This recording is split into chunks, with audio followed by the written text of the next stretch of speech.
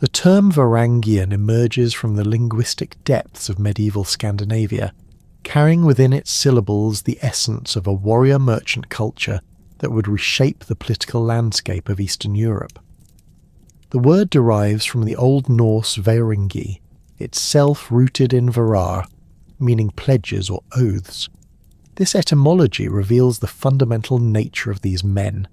They were oath-sworn companions bound by sacred vows of loyalty and mutual protection. Unlike the loose confederations of raiders that characterized much of Viking activity, Varangians operated within structured brotherhoods, where personal honour and collective obligation form the bedrock of their identity.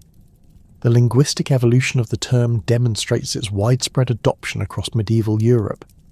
Byzantine Greek sources refer to them as baragoi, while Slavic chronicles use variations like variagi. The consistency of this terminology across diverse linguistic traditions underscores the distinct identity these warrior traders maintained throughout their centuries of activity. The Old Norse Varangi specifically denoted those who had sworn oaths within a trading company or military fellowship, distinguishing them from ordinary merchants or seasonal raiders. Archaeological evidence from the Swedish island of Gotland provides compelling testimony to the Varangian commercial networks that preceded their military expeditions. Gotlandic silver hoards, numbering in the hundreds, contain an extraordinary concentration of Islamic dirhams, Byzantine solidi, and Western European deniers. The Spillings hoard alone, discovered in 1999, contained over 14,000 silver coins and numerous silver objects weighing approximately 67 kilograms.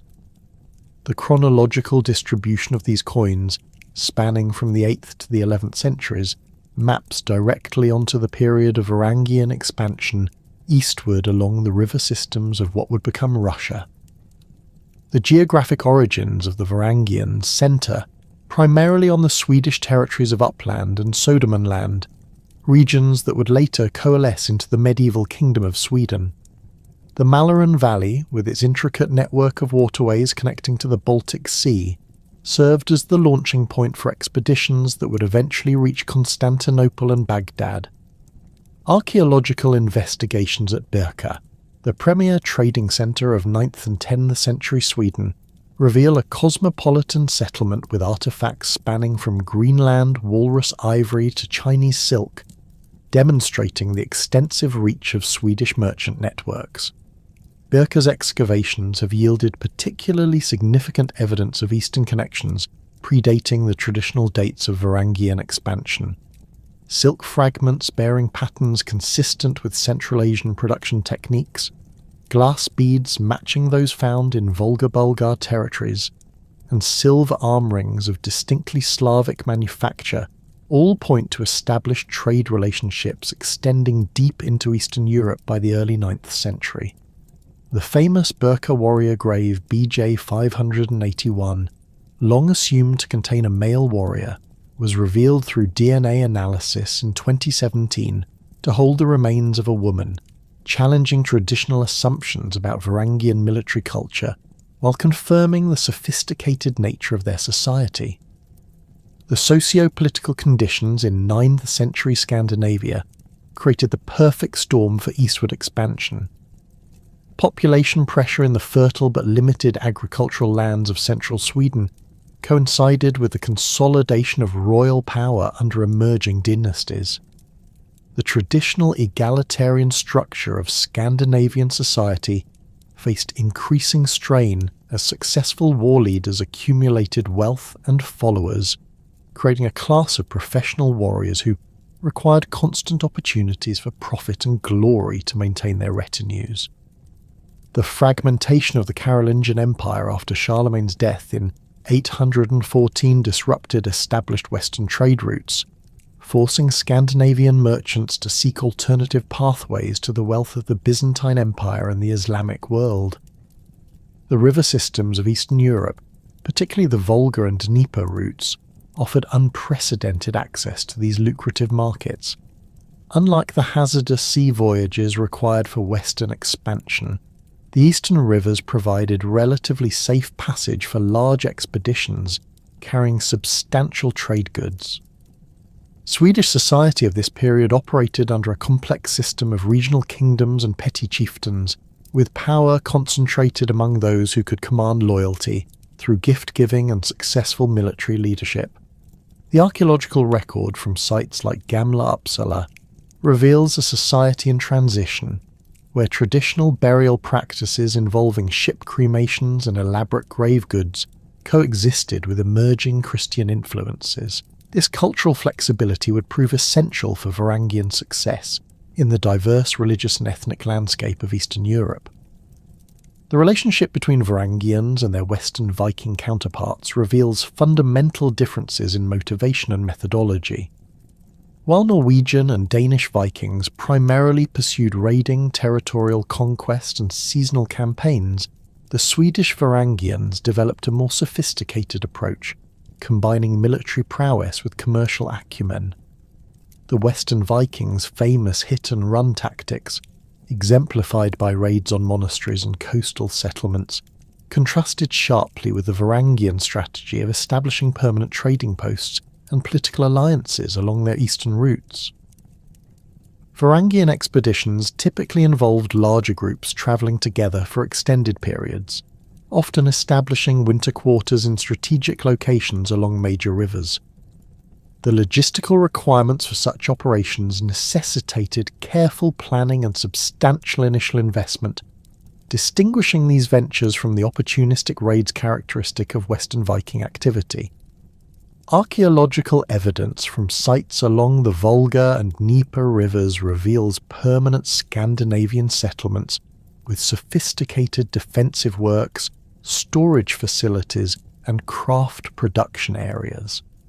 The technological innovations that enabled Varangian success included modifications to traditional Scandinavian shipbuilding techniques. While Western Vikings perfected the longship for coastal raiding and ocean voyages, Varangians developed shallow draft vessels optimized for river navigation. These ships, capable of being portaged between river systems, featured reinforced keels and flexible construction, allowing them to withstand the stresses of being dragged over land between waterways. The social structure of Varangian expeditions reflected their dual nature as warriors and merchants. Leadership typically rested with individuals who combined martial skill with commercial expertise, men capable of negotiating complex trade agreements while commanding respect from their armed followers. The famous Varangian leader Rurik, whose activities in the mid-9th century established the foundation for the Rurikid dynasty, exemplified this combination of military leadership and political acumen. Archaeological evidence from Staraya Ladoga, often considered the first major Varangian settlement in Eastern Europe, demonstrates the sophisticated nature of these early establishments. Founded around 753, the settlement shows clear Scandinavian architectural influences alongside Slavic and Finnic elements, suggesting a multicultural community organised around trade and craft production. The discovery of Scandinavian-style longhouses, specialised workshops for metalworking and bead production, and substantial quantities of imported goods confirms the site's role as a major commercial centre. The material culture of the Varangians, as revealed through archaeological investigation, demonstrates their adaptability and cultural synthesis. Weapon finds from Varangian context show a preference for high-quality Frankish swords, often bearing inscriptions like Ulfbert or Ingelri, combined with Scandinavian-style spearheads and axes. Personal ornaments frequently combine Scandinavian artistic motifs with Byzantine and Islamic influences, creating distinctive hybrid styles that mark the archaeological signature of Varangian presence. The economic foundations of Varangian expansion rested on the exploitation of natural resources abundant in northern territories but scarce in southern markets. Furs, particularly sable, ermine and fox pelts, commanded extraordinary prices in Byzantine and Islamic markets. Amber from Baltic shores, walrus ivory from Arctic expeditions, and slaves captured in raids or purchased from local populations formed the primary commodities of Varangian trade. The return journey brought Byzantine silk, Islamic silver, spices, and luxury manufactured goods back to Scandinavian markets. The transformation of scattered river systems into a coherent commercial highway represented one of medieval Europe's most ambitious logistical achievements. The route from the Varangians to the Greeks, as chronicled in the primary chronicle, evolved from existing waterways used by local populations into a sophisticated network capable of supporting large-scale expeditions carrying tons of merchandise across thousands of miles. The Dnieper River system formed the backbone of this route, its 400-mile length connecting the forests of the north with the steppes approaching the Black Sea. The northern terminus began at the Neva River, flowing from Lake Ladoga into the Gulf of Finland. Varangian expeditions would navigate upstream into Lake Ladoga, then continue south via the Volkhov River to reach Lake Ilmen. From this crucial junction, multiple routes diverged toward the Dnieper system. The primary path followed the Lovet River southward, requiring the first major portage at the watershed divide separating the Baltic and Black Sea drainage basins. Archaeological evidence from this portage area reveals worn trackways reinforced with timber corduroy roads, indicating the systematic development of infrastructure to support regular commercial traffic. The Dnieper proper began its role in the route system at Smolensk, where Varangian merchants consolidated their expeditions after completing the northern portages. The river's character changed dramatically along its course, beginning as a relatively narrow waterway meandering through dense forests before broadening into the mighty stream that approached the Black Sea rapids. Seasonal variations profoundly affected navigation, with spring floods providing maximum water depth but dangerous currents, while late summer offered calmer conditions but potentially insufficient depth for fully loaded vessels. Novgorod emerged as the northern anchor of the entire system, though its relationship to the waterway developed gradually over the 9th and 10th centuries. The settlement's strategic position at the convergence of multiple river routes made it an inevitable control point for expeditions heading south. Archaeological layers from this period reveal a cosmopolitan trading centre, where Scandinavian merchants established permanent quarters alongside Slavic, Finnic, and Baltic populations. The famous Novgorod birchbark documents, though dating primarily from later centuries, preserve references to commercial practices that clearly originated in the Varangian period. The city's defensive earthworks, constructed in multiple phases during the 10th century, demonstrate the growing importance of controlling access to the southern routes. Varangian influence in Novgorod manifested through the establishment of specialized quarters where Scandinavian merchants maintained warehouses, workshops, and residential compounds. Excavations in these areas have yielded distinctive Scandinavian-style buildings with central hearths, raised sleeping platforms, and storage cellars designed for preserving furs and other trade goods through the harsh northern winters. Smolensk occupied a crucial intermediate position where the western Dvina and Dnieper systems approached each other, requiring only a relatively short portage between major waterways. The settlement's location on elevated ground overlooking the Dnieper provided natural defensive advantages while offering excellent visibility for monitoring river traffic.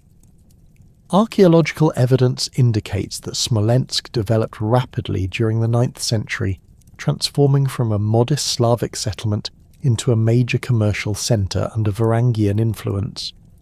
The physical remains of Varangian presence in Smolensk include substantial earthen fortifications, evidence of specialized craft production, and numerous finds of Scandinavian origin artifacts. Weapon deposits found in the city's vicinity suggest that significant military forces were stationed there, likely to protect the valuable portage route and warehouse merchandise. The discovery of scales, weights, and silver fragments indicates that Smolensk served as a major point for evaluating and dividing trade goods, a function requiring trusted intermediaries and standardized measurement systems. Kiev represented the crown jewel of the entire route system, positioned where the Dnieper's navigable upper reaches met the dangerous but passable lower river leading to the Black Sea. The settlement's commanding position on bluffs overlooking the river provided both defensive advantages and symbolic authority over all traffic attempting to pass. Under Varangian control, Kiev evolved from a regional Slavic centre into the political and commercial capital of a vast territorial network extending from the Baltic to the Black Sea. The transformation of Kiev under Varangian leadership involved massive construction projects, including the expansion of existing fortifications and the creation of specialised commercial districts. Archaeological investigations have revealed evidence of planned urban development, with distinct areas designated for different crafts and commercial activities. The presence of substantial Scandinavian-style halls suggests that Varangian leaders maintained impressive residential compounds, befitting their status as rulers of this crucial commercial hub. The strategic importance of Kiev extended beyond its position on the Dnieper route. The city controlled access to several tributary rivers, including the Desna and Pripet, which provided connections to additional Slavic territories and alternative routes toward Western Europe. This network effect multiplied Kiev's value, making control of the city equivalent to dominating trade throughout much of Eastern Europe. The wealth generated by this position enabled Kiev's rulers to maintain substantial military forces and engage in the diplomatic relationships necessary for successful long-distance commerce. The establishment of tribute systems represented a crucial innovation in Varangian commercial strategy, transforming potentially hostile Slavic populations into reliable suppliers of trade goods and military support. Rather than simply raiding for slaves and portable wealth, Varangian leaders developed sophisticated arrangements that guaranteed regular deliveries of furs, honey, wax, and other valuable commodities. These systems required careful negotiation and the maintenance of personal relationships with local chieftains and tribal leaders. Archaeological evidence for these tribute relationships appears in the form of standardized weights and measures found throughout the route system, suggesting centralized control over commercial transactions. The discovery of sealed storage facilities at major settlements indicates that tribute goods were collected, processed, and warehoused before being incorporated into larger trading expeditions. The scale of these operations required substantial administrative capabilities, including record-keeping systems and trusted agents capable of managing complex multi-party agreements. The integration of Slavic populations into Varangian commercial networks involved more than simple extraction of tribute. Evidence suggests that local craftsmen were encouraged to produce goods specifically for export markets, leading to the development of specialized industries in different regions. Novgorod became renowned for its leather and textile production, while settlements along the upper Dnieper specialized in metalworking and jewelry manufacture. This economic specialization created interdependencies that strengthened the overall system, while providing local populations with incentives to maintain peaceful relationships with their Varangian overlords. Interaction with Slavic tribes required Varangian leaders to navigate complex political landscapes involving competing clans, shifting alliances, and diverse cultural practices. The success of figures like Oleg of Novgorod in establishing stable tributary relationships demonstrates sophisticated diplomatic skills extending far beyond military prowess. Archaeological evidence from Slavic settlements shows gradual adoption of Scandinavian-style material culture, including weapon types, jewelry designs, and architectural elements, suggesting cultural exchange rather than simple domination. The seasonal nature of river navigation fundamentally shaped Varangian commercial operations and the development of the route system. Spring expeditions took advantage of maximum water levels created by snowmelt and spring rains, allowing heavily loaded vessels to navigate shallow sections that became impassable later in the year.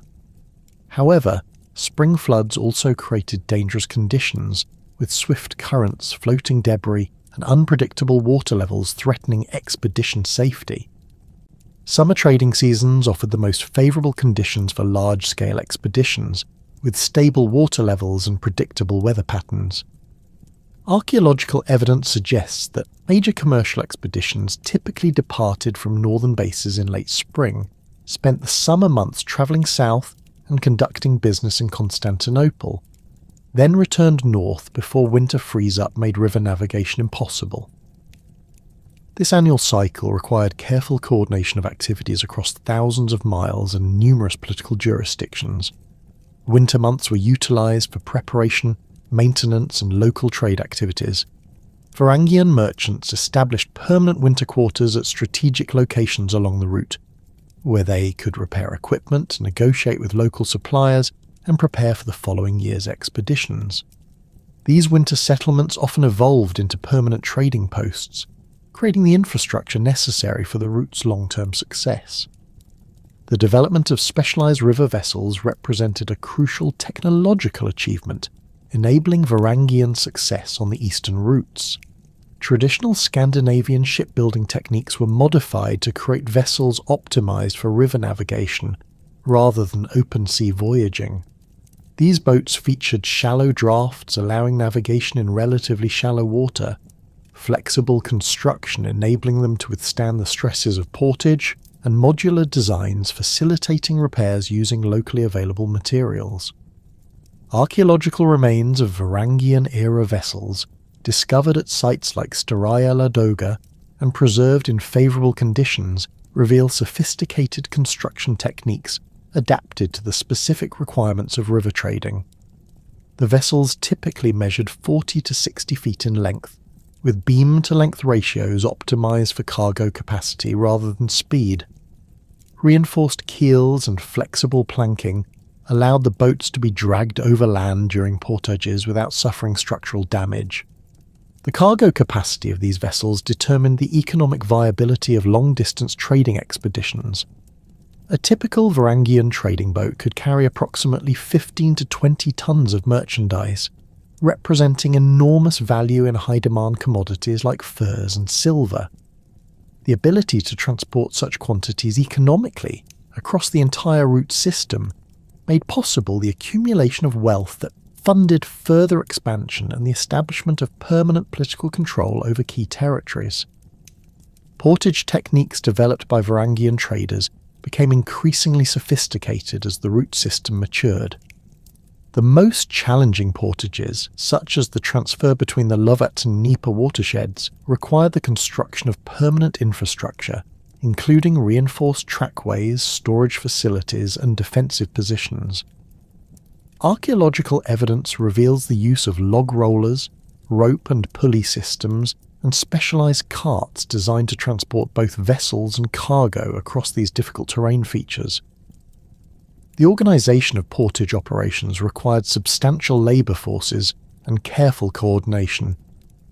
Evidence suggests that Varangian expeditions employed local populations for portage work, creating additional economic opportunities for Slavic communities while reducing the manpower requirements for expedition members.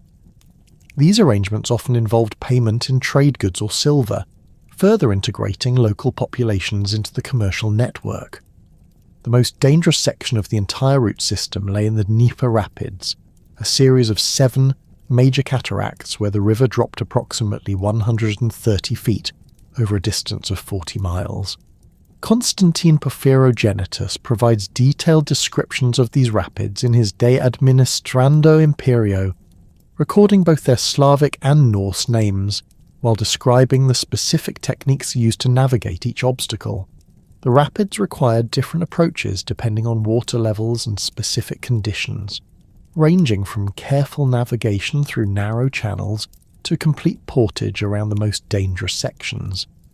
Archaeological evidence from the rapids region includes numerous finds of weapons, tools, and personal ornaments lost during the treacherous passage.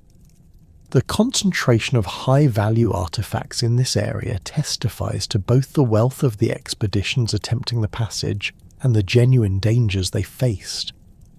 Defensive positions constructed on islands and promontories within the rapids zone indicate that Varangian expeditions also faced human threats, likely from Pecheneg raiders who recognized the vulnerability of heavily loaded trading expeditions negotiating the difficult waters.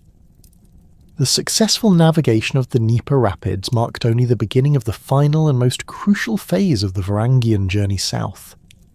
Beyond the cataracts lay the broad expanse of the lower Dnieper, where the river widened into a series of shallow lakes and marshy deltas before reaching the Black Sea.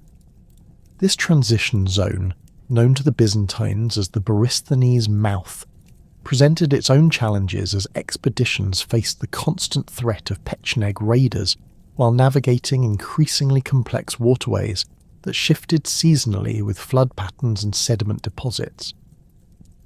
The emergence of the primary chronicles account of the calling of the Varangians in 862 represents one of medieval Europe's most contentious historical narratives, blending verifiable political events with legendary elements that serve the ideological needs of later Kievan rulers.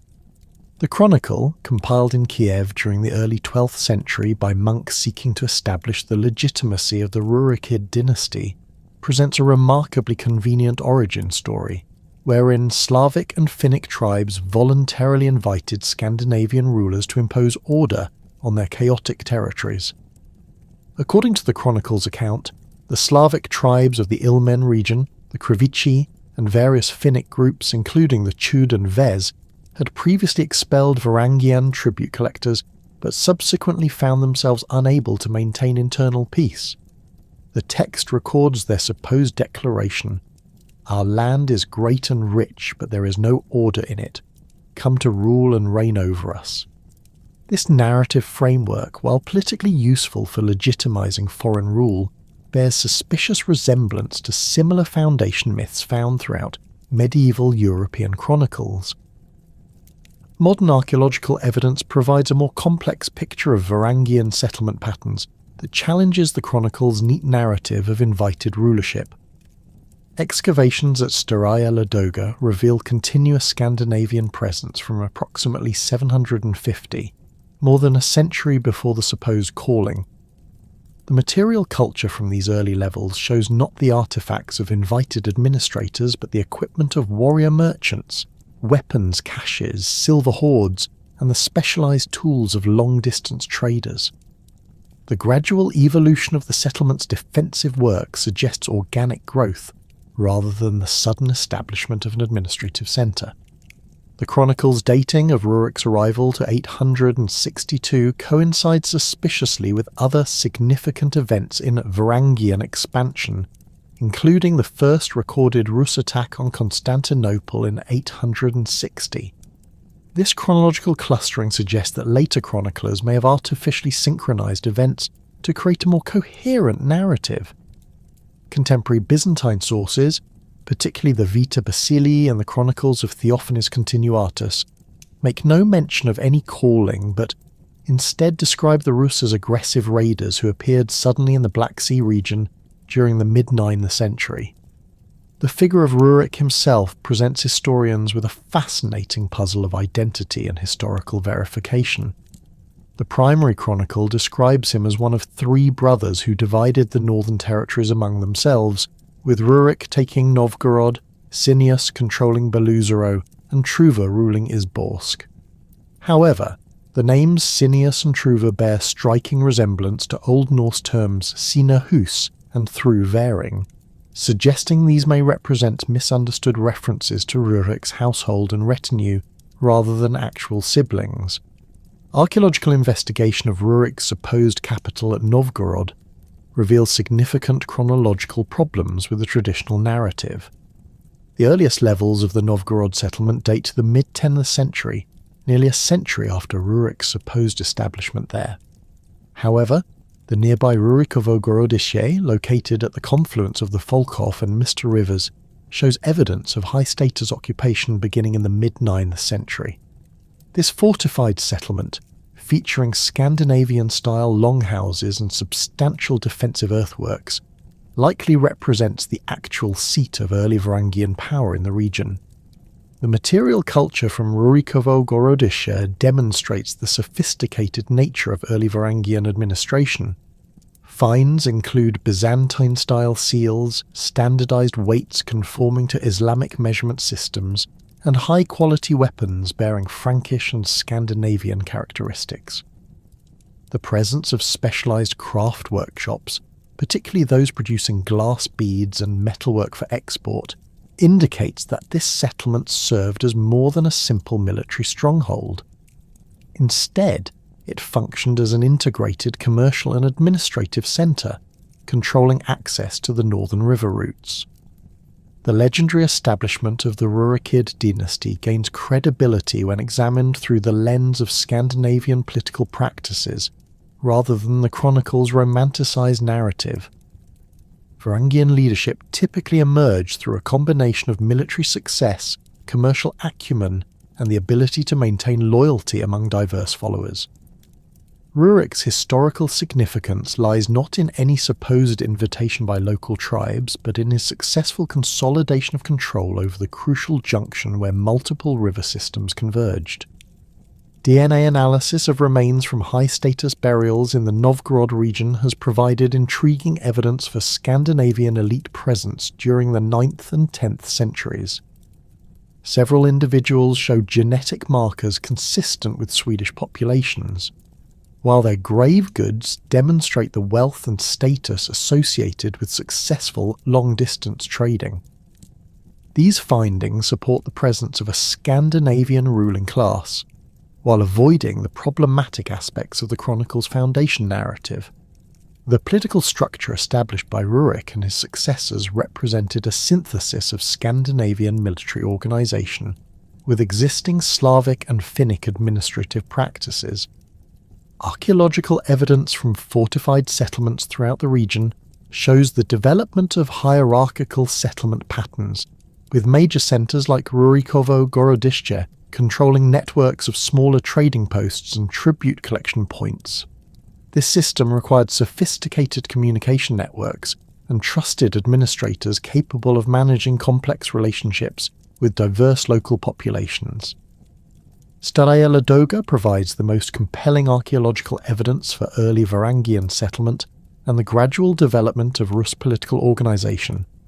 Founded around 753 at the confluence of the Volkhov River and Ladozhka Creek, the settlement occupied a strategic position controlling access between Lake Ladoga and the river routes leading south toward the Dnieper system. The site's location, approximately 8 miles upstream from Lake Ladoga, provided protection from seaborne raiders while remaining accessible to river traffic. The earliest occupation layers at Staraya Ladoga reveal a multicultural community where Scandinavian settlers lived alongside Slavic and Finnic populations. Scandinavian-style longhouses, characterized by central hearths and raised sleeping platforms, appear alongside Slavic semi-subterranean dwellings and specialized workshops for metalworking, bead production and leather processing. This architectural diversity suggests a community organized around commercial activities rather than ethnic segregation. Craft production at Staraya Ladoga reached remarkable levels of sophistication during the 9th and 10th centuries. Archaeological evidence reveals specialized workshops producing glass beads, matching those found in graves throughout Scandinavia and Eastern Europe, indicating that the settlement served as a major production centre for trade goods. Metalworking facilities produced both utilitarian items like tools and weapons and luxury goods including jewellery and decorative fittings that combined Scandinavian artistic traditions with Byzantine and Islamic influences. The defensive works at Staraya Ladoga evolved through multiple construction phases, reflecting the settlement's growing importance and the increasing sophistication of its inhabitants. The earliest fortifications consisted of simple earthen ramparts reinforced with timber palisades, but these were gradually replaced by more substantial stone and timber constructions capable of withstanding prolonged sieges. The discovery of specialized defensive features, including gate towers and flanking bastions, demonstrates knowledge of contemporary European military architecture. Staraya Ladoga's role as a commercial hub is documented through thousands of artifacts representing connections spanning from Greenland to Central Asia. Walrus ivory from Arctic expeditions, amber from Baltic shores, and furs from the northern forest passed through the settlement alongside Byzantine silk, Islamic silver, and spices from distant markets. The standardized weights and measures found throughout the site indicate sophisticated commercial practices and the existence of trusted systems for evaluating and exchanging diverse commodities. The settlement's international character is further demonstrated by the presence of foreign craftsmen and merchants who established permanent residences there. Excavations have revealed workshops operated by specialists in techniques originating from different cultural traditions, including Slavic pottery production, Scandinavian metalworking, and bead-making traditions that may derive from Byzantine or Islamic sources. This concentration of diverse skills created a dynamic environment for technological innovation and cultural exchange. Novgorod's emergence as the political centre of the northern Rus territories occurred gradually during the 10th century, as the settlement's advantageous position at the convergence of multiple river systems made it an inevitable focus for commercial and administrative activities. Unlike Staraya Ladoga, which developed organically as a trading post, Novgorod appears to have been deliberately established as a political centre designed to control access to the southern river routes. The archaeological record from Novgorod reveals careful urban planning that reflects Varangian administrative capabilities. The settlement was divided into distinct districts, each apparently assigned specific functions within the broader commercial and political system. The Slavno district housed commercial activities and foreign merchants, while the Nerev district contained the residences of local administrators and craftsmen. This functional organisation required sophisticated coordination and suggests the presence of experienced urban planners familiar with similar arrangements in other commercial centres. Novgorod's famous veche, or popular assembly, may have originated during the Varangian period as a mechanism for managing relationships between Scandinavian rulers and local populations. Archaeological evidence from the supposed veche site includes substantial timber platforms and amphitheatre-like earthworks that could accommodate large gatherings. While the earliest definitive evidence for veche activities dates to later centuries, the physical infrastructure suggests that formal assembly practices may have much earlier origins. The integration of Scandinavian, Slavic and Finno-Ugric cultures in early Rus territories created distinctive hybrid societies that retained elements from all contributing traditions while developing unique characteristics adapted to local conditions. This cultural synthesis is most clearly visible in material culture, where artifacts combine artistic motifs, technological traditions, and functional requirements from different sources to create distinctly Rus objects. Weapon finds from Varangian period sites demonstrate this cultural blending most dramatically. High-quality Frankish sword blades bearing inscriptions like Ulfbert were combined with Scandinavian-style hilts and Slavic decorative elements to create weapons that served both practical and symbolic functions.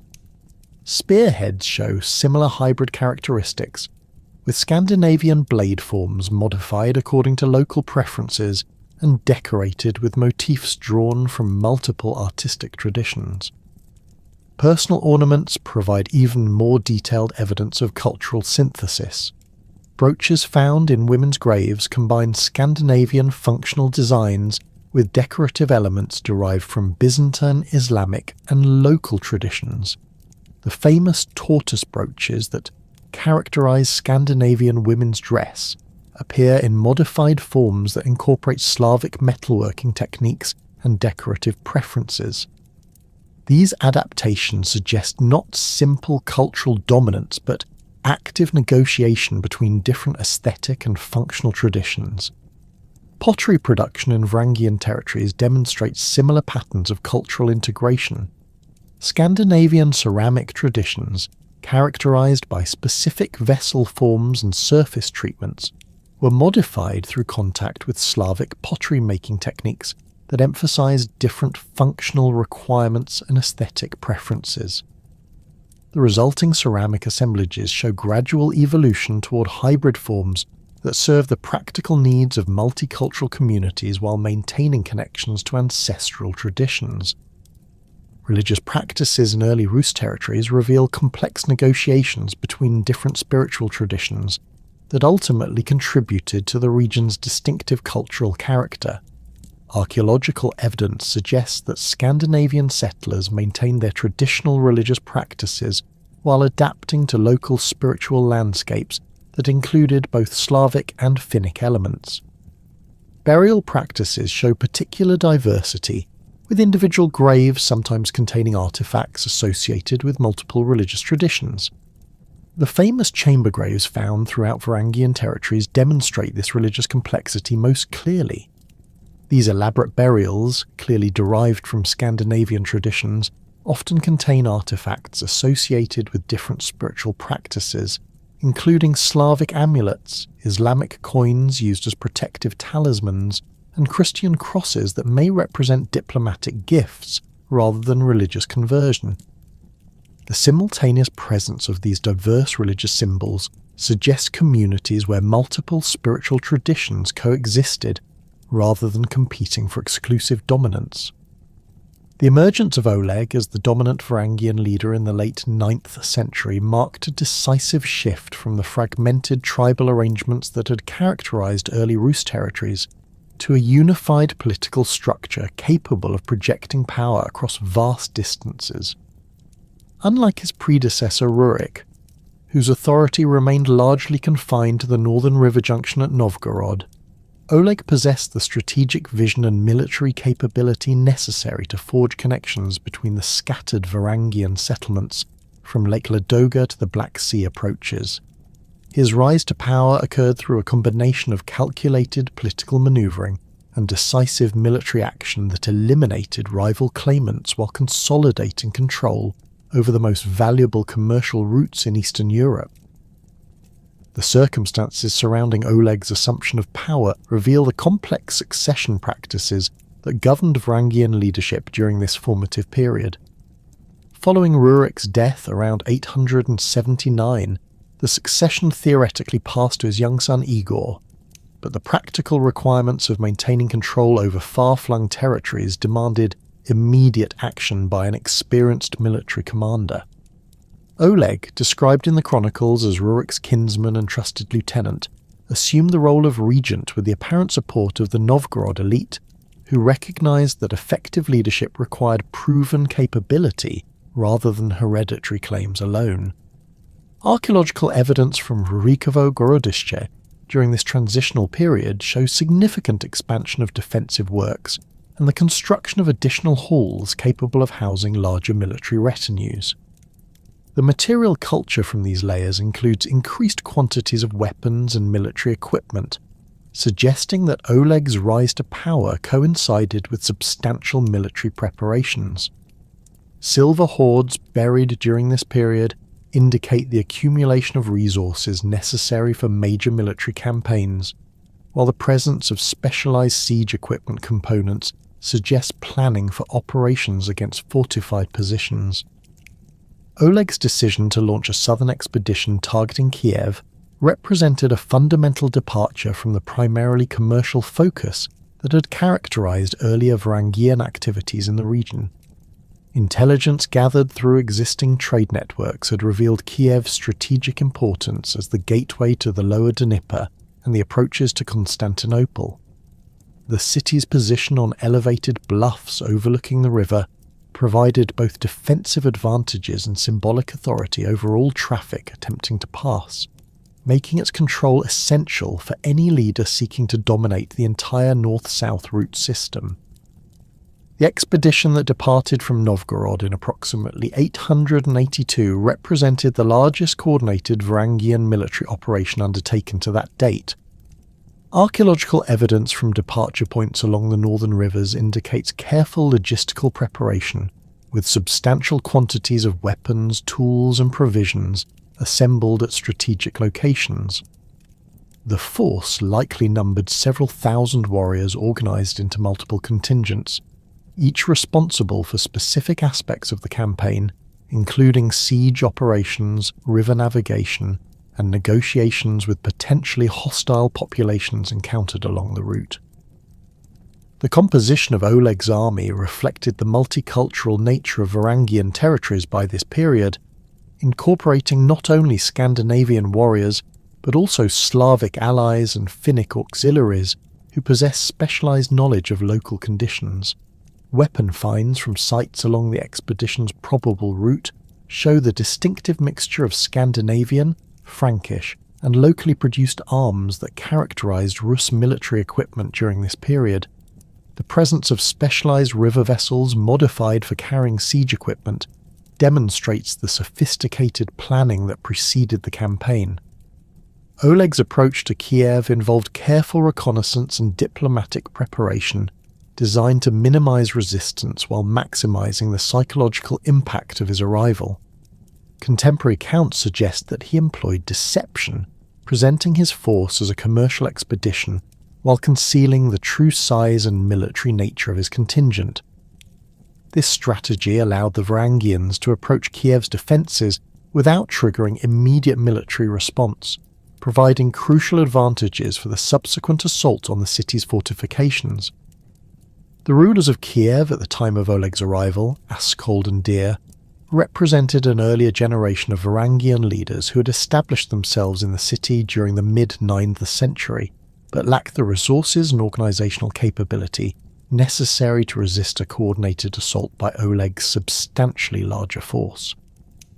Archaeological evidence from Kiev's earliest fortification layers suggests that these rulers had focused primarily on commercial activities rather than military preparations, leaving the city vulnerable to attack by a determined enemy with superior numbers and equipment. The actual seizure of Kiev, accomplished through a combination of military assault and political manoeuvring, eliminated the existing leadership while preserving the city's commercial infrastructure and population.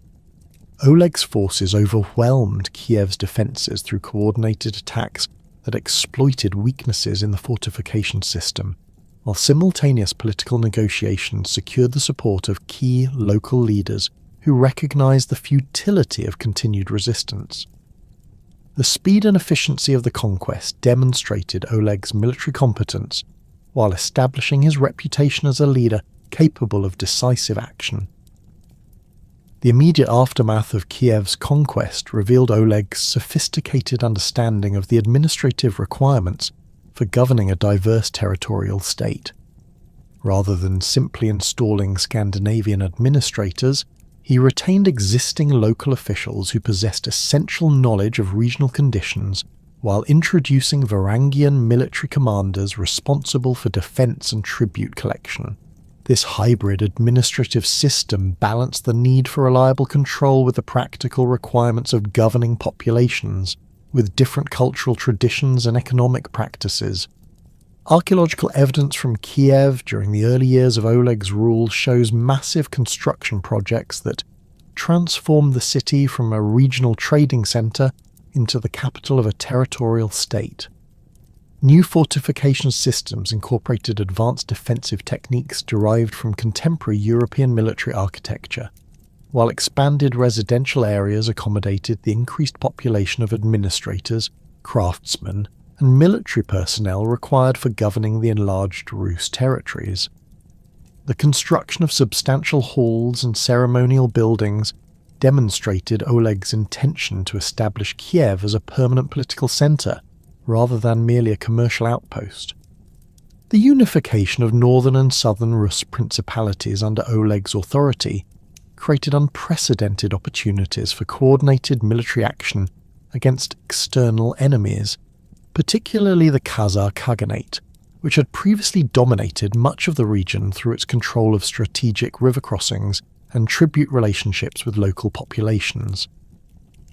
The Khazars, a Turkic people who had established a powerful state controlling the lower Volga and Don River systems, represented the primary obstacle to Varangian expansion into the lucrative markets of the Caspian Sea region and the Islamic world beyond.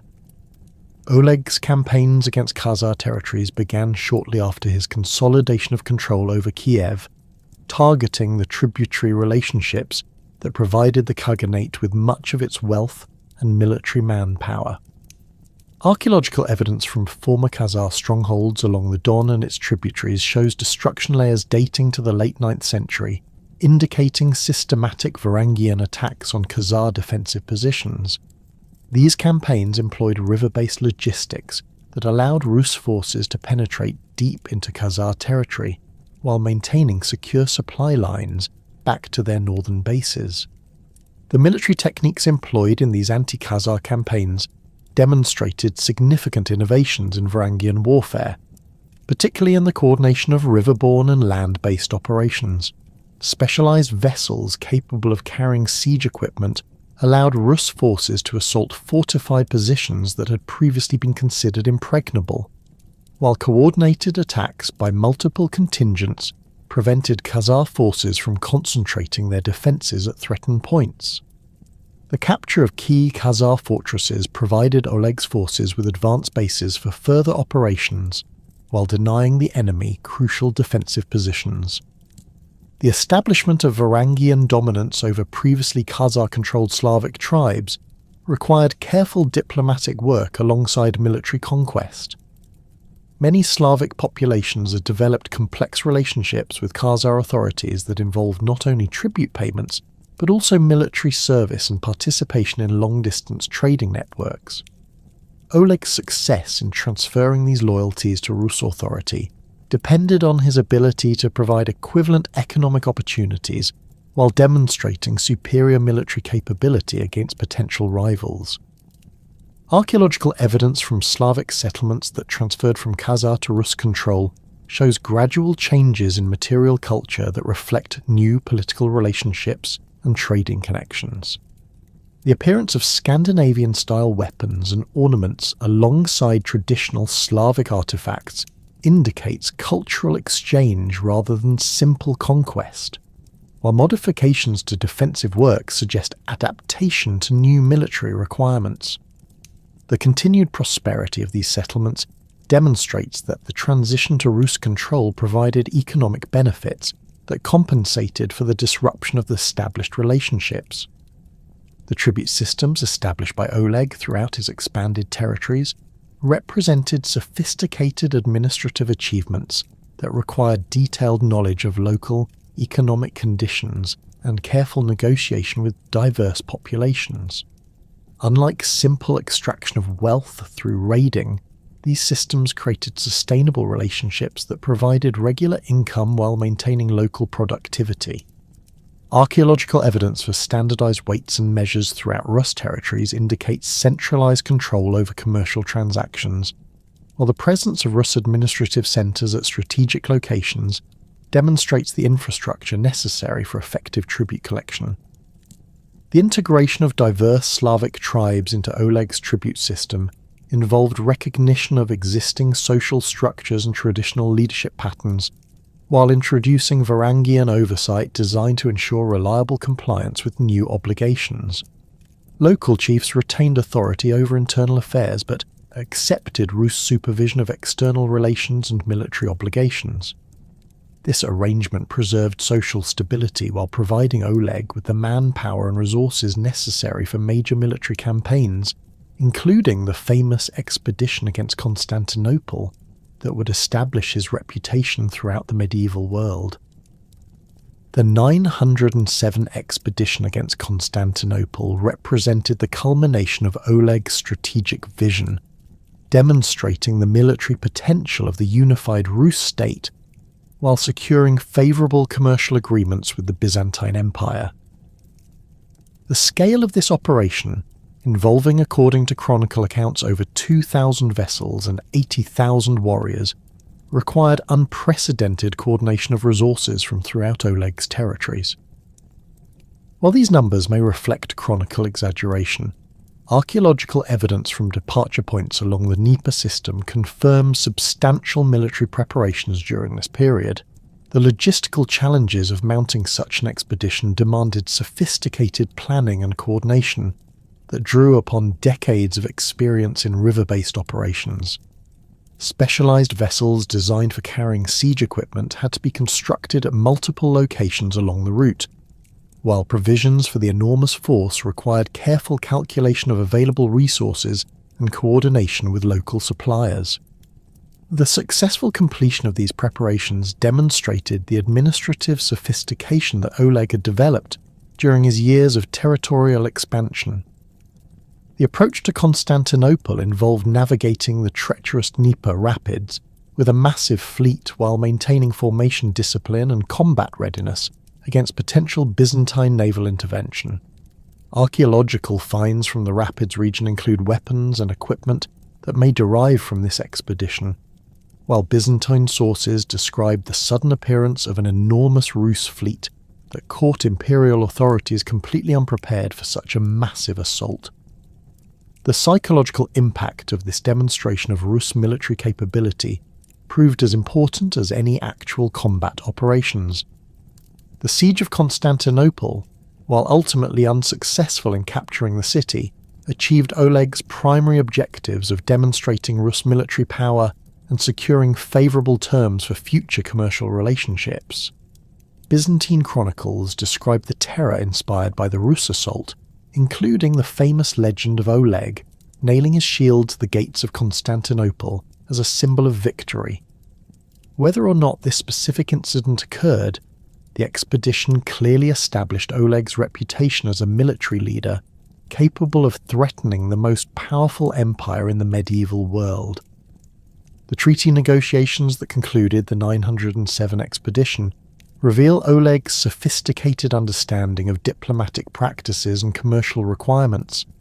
The agreement secured favourable terms for Rus merchants in Constantinople, including reduced customs duties, guaranteed accommodation, and legal protections that facilitated long-distance trade. Archaeological evidence from subsequent years shows increased quantities of Byzantine goods in Rus territories, confirming that the expedition achieved its commercial objectives despite failing to capture the imperial capital. The administrative innovations implemented by Oleg during his reign established the foundation for the medieval Rus state that would dominate Eastern Europe for centuries. The development of standardized legal codes, military organization, and tribute systems created institutional frameworks that survived changes in leadership, while providing stability for the diverse populations under Rus control. Archaeological evidence from administrative centers throughout Oleg's territories shows the construction of specialized buildings designed for record-keeping, treasury functions, and judicial proceedings that demonstrate the sophistication of these early governmental institutions. The death of Oleg around 912 marked the end of an era in Varangian expansion, but the succession of Igor to the throne of Kiev demonstrated the institutional stability that the great conqueror had established during his 3 decades of rule. Unlike the uncertain transition that had brought Oleg to power following Rurik's death, Igor's accession proceeded smoothly through established protocols that balanced hereditary claims with the practical requirements of maintaining control over the vast Rus territories. Archaeological evidence from Kiev during this transitional period shows continued construction projects and commercial activity, indicating that the change in leadership did not disrupt the administrative systems that had made Varangian dominance possible. Igor's early reign faced immediate challenges that tested both his personal capabilities and the resilience of the political structure he had inherited. The Pechenegs, a Turkic nomadic confederation that had established dominance over the southern steppes, launched coordinated attacks against Rus territories that threatened to sever the crucial connections between Kiev and the Black Sea approaches. These assaults differed fundamentally from earlier nomadic raids, employing sophisticated siege techniques and coordinated cavalry operations that suggested external military advisement, possibly from Byzantine sources seeking to destabilize Rus power in the region. The Pecheneg threat required Igor to develop new military strategies that could counter the mobility advantages of steppe cavalry, while protecting the river-based infrastructure that sustained Rus commercial operations. Archaeological evidence from fortified positions constructed during Igor's reign shows the implementation of defensive innovations specifically designed to counter mounted attacks, including the construction of multiple defensive lines with obstacles designed to channel enemy cavalry into prepared killing zones. These fortifications incorporated lessons learned from earlier conflicts while adapting to the specific tactical requirements imposed by Pecheneg warfare. Igor's response to the Pecheneg challenge involved the systematic fortification of key positions along the Dnieper route, transforming what had previously been primarily commercial settlements into integrated military and administrative centres capable of withstanding prolonged sieges. The construction projects undertaken during this period required enormous investments of labour and resources, demonstrating the wealth that Oleg's conquests had made available to his successors. Excavations at these fortified sites reveal sophisticated defensive works that incorporated both Scandinavian military engineering traditions and techniques adapted from Byzantine and Islamic sources. The military reforms implemented during Igor's reign extended beyond defensive preparations to include fundamental changes in Rus army organisation and tactical doctrine. The traditional Varangian emphasis on individual warrior prowess and small unit operations proved inadequate for confronting the large-scale cavalry formations that characterised Pecheneg military organisation. Igor's forces adopted formation fighting techniques that emphasised coordinated action by larger units, while incorporating specialised anti-cavalry weapons and tactics that neutralised the mobility advantages of steppe warfare. Archaeological evidence for these military innovations appears in the form of specialised weapons designed specifically for anti-cavalry operations, including long spears with reinforced points capable of penetrating horse armour and crossbow bolts, designed for maximum penetration against mounted targets. The standardisation of these weapons across multiple sites indicates centralised production and distribution systems that ensured consistent equipment for Rus military forces. The presence of specialised training facilities at major military centres suggests systematic preparation for the new tactical requirements imposed by steppe warfare.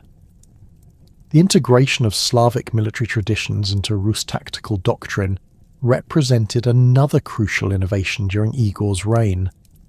Slavic populations possessed extensive experience in defensive warfare against nomadic raiders, having developed techniques for forest fighting and fortified position defence that complemented Varangian offensive capabilities.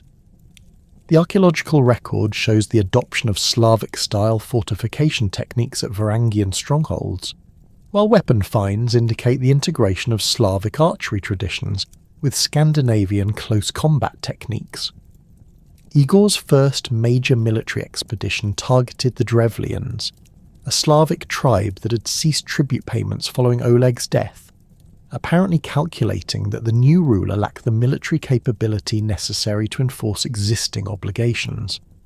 The campaign against Drevlian territories served multiple purposes beyond simple tribute collection, demonstrating Igor's military competence to potential rivals while testing the effectiveness of his reformed military organisation against opponents who possessed detailed knowledge of Rus tactical methods from their previous incorporation into Oleg's tribute system. The Drevlian campaign revealed both the strengths and limitations of Igor's military reforms. His forces successfully penetrated deep into Drevlian territory and captured several key strongholds, demonstrating improved coordination and tactical flexibility compared to earlier Varangian operations. However, the campaign also exposed logistical weaknesses in the reformed military system, particularly in maintaining supply lines through hostile territory and coordinating operations across multiple widely separated objectives. These lessons proved crucial for the planning of subsequent operations against more formidable opponents. The subjugation of the Drevlians required not only military conquest, but also the reconstruction of administrative relationships that had been disrupted by their rebellion. Archaeological evidence from Drevlian settlements shows the establishment of Rus administrative centres designed to ensure reliable tribute collection while preventing future rebellions. These installations combined military strongholds with commercial facilities that integrated Drevlian populations into broader Rus trading networks, providing economic incentives for continued loyalty alongside the threat of military retaliation for non-compliance. Igor's most ambitious military undertaking, the 941 expedition against Constantinople, represented an attempt to replicate Oleg's spectacular success while establishing his own reputation as a military leader capable of threatening the Byzantine Empire. The scale of preparations for this campaign rivaled those undertaken for Oleg's earlier expedition, with archaeological evidence indicating the construction of specialised siege vessels and the accumulation of enormous quantities of military supplies at staging areas along the Dnieper route. Chronicle accounts suggest that Igor's fleet numbered over 1,000 vessels, though this figure likely represents exaggeration typical of medieval military narratives. The strategic planning for the 941 expedition incorporated lessons learned from Oleg's earlier campaign, while attempting to address the defensive improvements that the Byzantines had implemented in response to the previous Rus threat. Intelligence gathered through commercial networks indicated that Constantinople had strengthened its naval defences and developed new tactical doctrines specifically designed to counter large-scale riverborne assaults. Igor's planners attempted to compensate for these advantages through surprise and overwhelming force concentration, but the execution of these plans would prove catastrophically flawed.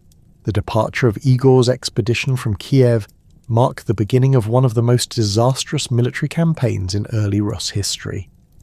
The massive fleet that descended the Dnieper represented an enormous investment of resources and manpower drawn from throughout Igor's territories, but the logistical challenges of coordinating such a large force over the extended distance to Constantinople created vulnerabilities that Byzantine intelligence services were quick to exploit.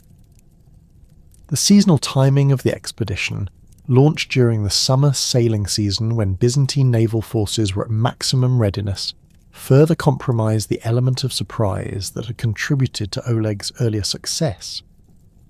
The approach to Constantinople through the Bosphorus exposed Igor's fleet to the full weight of Byzantine naval power, including the deployment of Greek fire weapons that proved devastatingly effective against the wooden vessels of the Rus expedition. Contemporary Byzantine accounts describe the terror and confusion that spread through Igor's fleet as vessels erupted in flames that could not be extinguished by conventional means.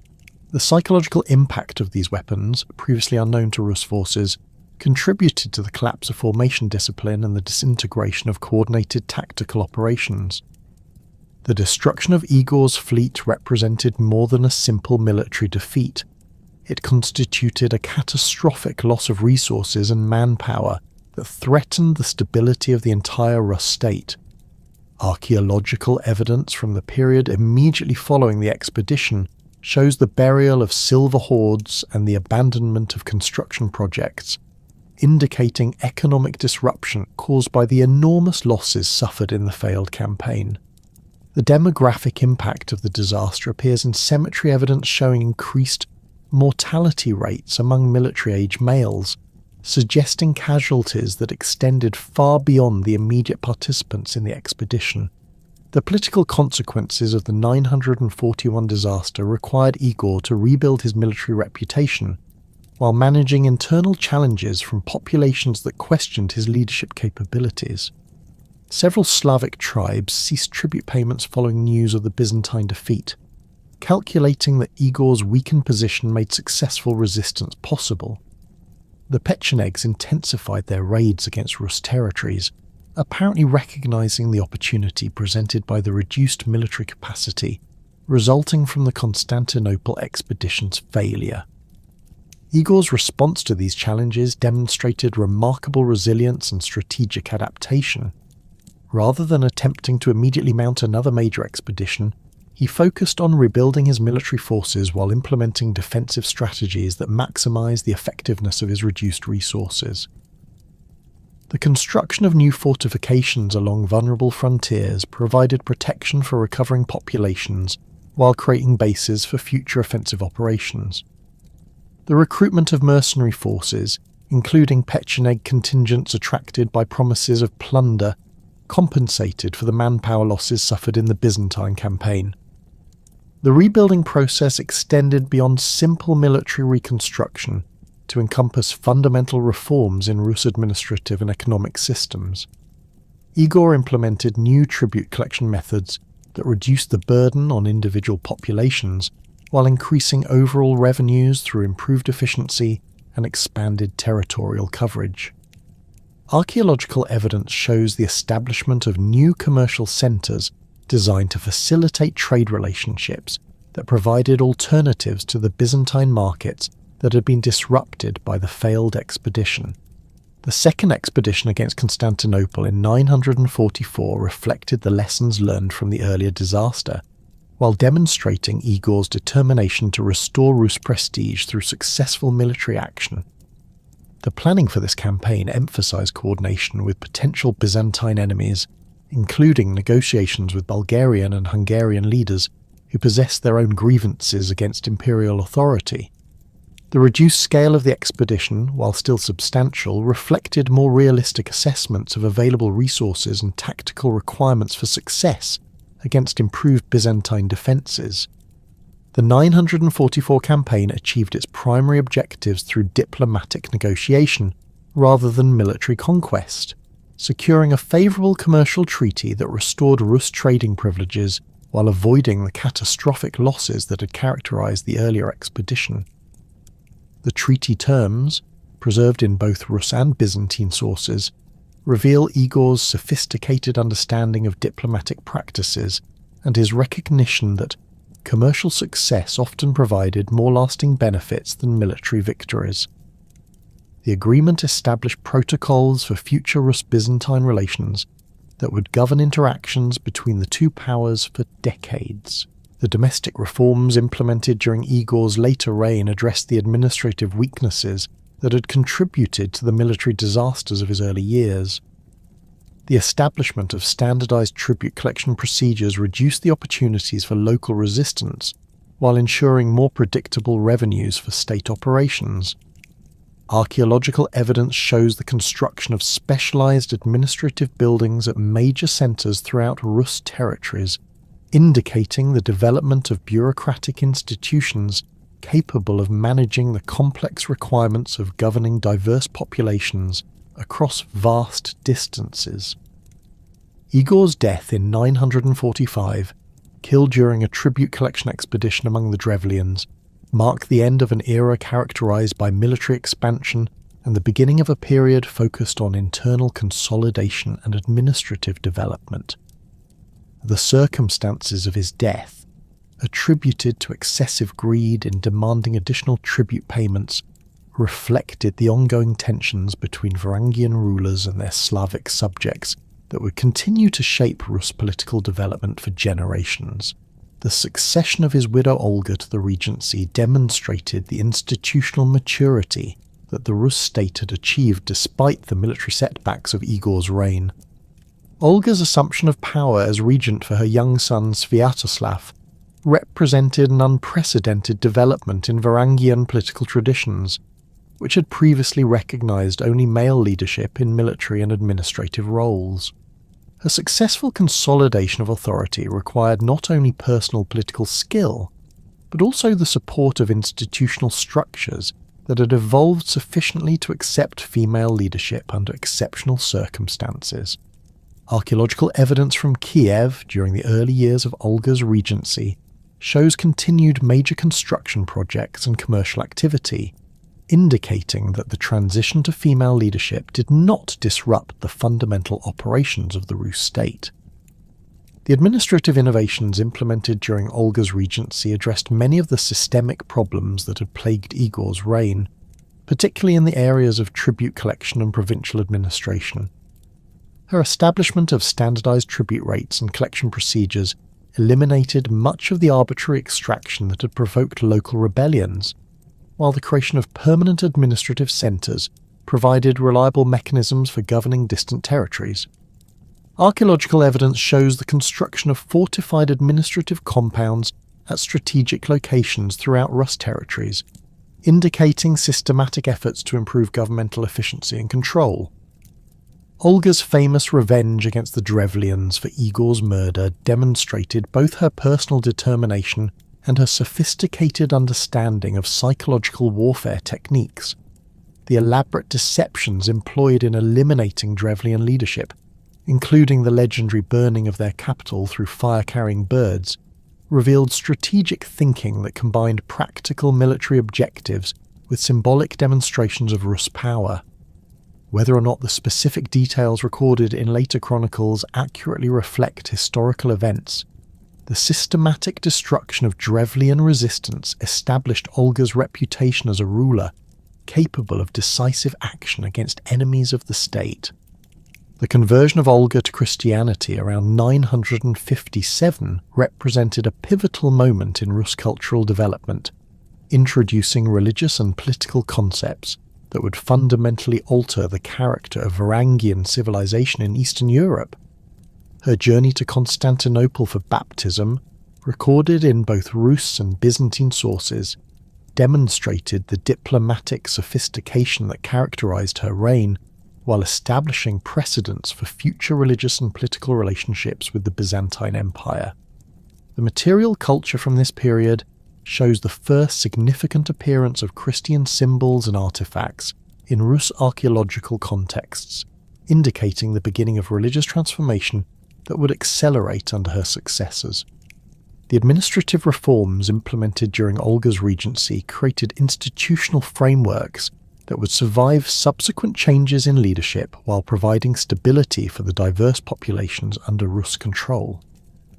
The establishment of regular tribute collection circuits eliminated much of the arbitrary extraction that had characterized earlier periods, while the creation of permanent administrative positions provided career opportunities for talented individuals regardless of their ethnic origins. Archaeological evidence from administrative centres shows the development of specialized buildings designed for record-keeping and judicial functions, indicating the sophistication of governmental institutions that emerged during this period. The succession crisis that followed Sviatoslav's death in 972 plunged the Rus territories into a period of fratricidal warfare that threatened to undo the political unity achieved through decades of Varangian expansion and consolidation.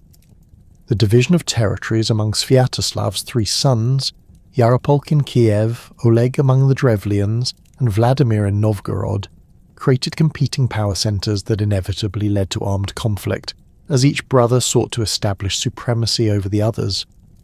Archaeological evidence from this period shows the construction of rival fortification systems and the accumulation of weapon caches at strategic locations, indicating systematic preparation for the civil war that would determine the future structure of the Rus state. Vladimir's initial position as ruler of Novgorod placed him at a significant disadvantage compared to his brothers, who controlled the wealthier southern territories and the crucial commercial routes connecting Kiev to Constantinople. The northern territories, while strategically important for controlling access to the Baltic trade networks, lacked the population density and agricultural productivity necessary to support large military forces. Vladimir's survival during the early phases of the civil war depended on his ability to exploit Novgorod's connections to Scandinavian mercenary sources while building alliances with local Slavic populations who had grown resentful of southern domination. The outbreak of open warfare between the brothers began with Oleg's death in 977 during a conflict with Yaropolk's forces, leaving Vladimir as the sole remaining challenger to Kiev's supremacy. Yaropolk's consolidation of control over both Kiev and the Drevlian territories provided him with overwhelming advantages in terms of resources and manpower, forcing Vladimir to flee to Scandinavia to seek military support from his maternal relatives. This temporary exile proved crucial for Vladimir's eventual success, allowing him to recruit experienced Varangian warriors while developing the strategic alliances that would enable his return to power. The mercenary force that Vladimir assembled in Scandinavia represented a significant evolution in Varangian military organisation, combining traditional warrior bands with specialised units recruited for specific tactical roles. Archaeological evidence from weapon deposits dating to this period shows the presence of standardised equipment manufactured specifically for large-scale military operations, including siege engines and specialised anti-fortification devices that indicate systematic planning for assault operations against heavily defended positions. The scale of these preparations suggests that Vladimir's supporters recognise the campaign's importance for the future of Varangian power in Eastern Europe. Vladimir's return to Novgorod in 980 with his mercenary army mark the beginning of a methodical campaign to eliminate Yaropolk's supporters while consolidating control over the northern territories. The systematic approach to this reconquest involved coordinated attacks on multiple objectives, preventing Yaropolk from concentrating his forces while gradually reducing the territorial base available to support resistance. Archaeological evidence from sites captured during this campaign shows evidence of fierce fighting followed by rapid reconstruction efforts, indicating Vladimir's recognition that military success required the preservation of economic infrastructure necessary for long-term political stability. The siege of Kiev in 980 represented the culmination of Vladimir's campaign against his brother, employing sophisticated siege techniques that demonstrated the military expertise he had acquired during his Scandinavian exile. The city's formidable defensive works, constructed and improved over more than a century of Varangian rule, required innovative approaches that combined traditional assault methods with new technologies adapted from contemporary European military practices.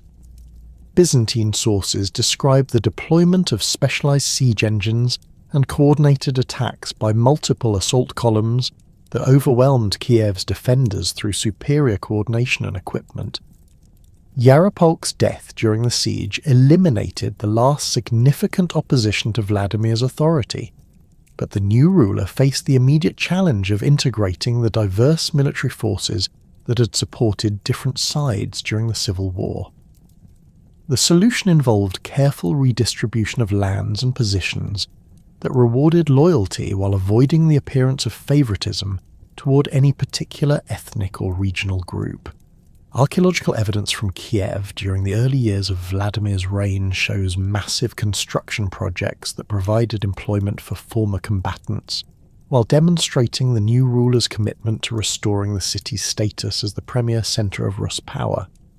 The administrative reforms implemented during Vladimir's early reign addressed the systemic weaknesses that had contributed to the succession crisis, establishing clearer protocols for inheritance, while strengthening the institutional frameworks necessary for governing the expanded Rus territories. The appointment of his own sons as governors of major cities created a network of trusted administrators, while providing training for future leadership responsibilities. Archaeological evidence shows the construction of standardized administrative buildings at provincial centres, indicating systematic efforts to improve governmental efficiency and ensure consistent implementation of royal policies. Vladimir's military campaigns during the 980s targeted the remaining independent Slavic tribes and nomadic groups that threatened the stability of Rus territories, employing the enhanced military capabilities developed during the Civil War to eliminate external threats while expanding the tribute base available to support state operations. The conquest of the Radomici and Viatici tribes secured crucial territory along the upper Dnieper and Oka rivers, while successful campaigns against Volga-Bulgarian positions eliminated threats to the eastern trade routes that provided much of the silver necessary for maintaining Vladimir's expanded military forces. The integration of conquered populations into Vladimir's administrative system required sophisticated approaches that balanced the need for reliable control with recognition of local traditions and leadership structures.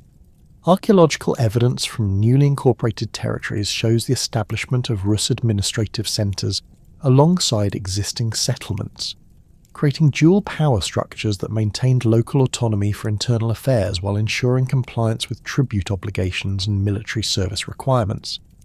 This approach proved remarkably successful in preventing the rebellions that had plagued earlier periods of Rus expansion. The polytheistic religious practices that characterized Vladimir's early reign reflected the diverse spiritual traditions present throughout his territories, with archaeological evidence indicating the construction of elaborate temple complexes that housed idols representing Slavic, Scandinavian, and other regional deities. The famous pantheon established in Kiev around 980 included Perun, the Slavic thunder god, Thor, the Scandinavian hammer wielder, and various other deities representing the multicultural nature of Vladimir's realm. These religious installations served both spiritual and political functions, demonstrating royal patronage of diverse traditions, while creating focal points for ceremonial activities that reinforce state authority. The human sacrifices reportedly conducted at these pagan temples, while shocking to later Christian chroniclers, represented established religious practices that served important social and political functions within the context of early medieval Slavic and Scandinavian societies. Archaeological evidence from ritual sites shows the presence of sacrificial deposits that confirm the historical accuracy of chronicle accounts, while also revealing the sophisticated ceremonial procedures that governed these activities.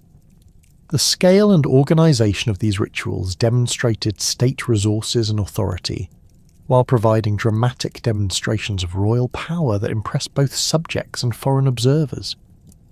Vladimir's military expeditions during the mid-980 AS established Rus dominance over crucial frontier regions, while demonstrating the effectiveness of his reformed military organisation against diverse opponents.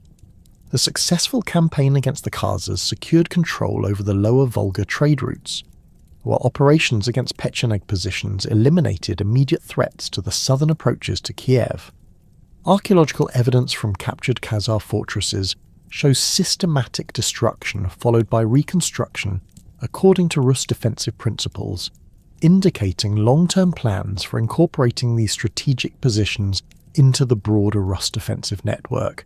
The wealth accumulated through these successful campaigns provided Vladimir with the resources necessary for the massive construction projects that transformed Kiev into one of medieval Europe's most impressive cities. The expansion of the royal palace complex, the construction of new fortification systems, and the establishment of specialized craft quarters all demonstrated the prosperity that military success had brought to the Rus state.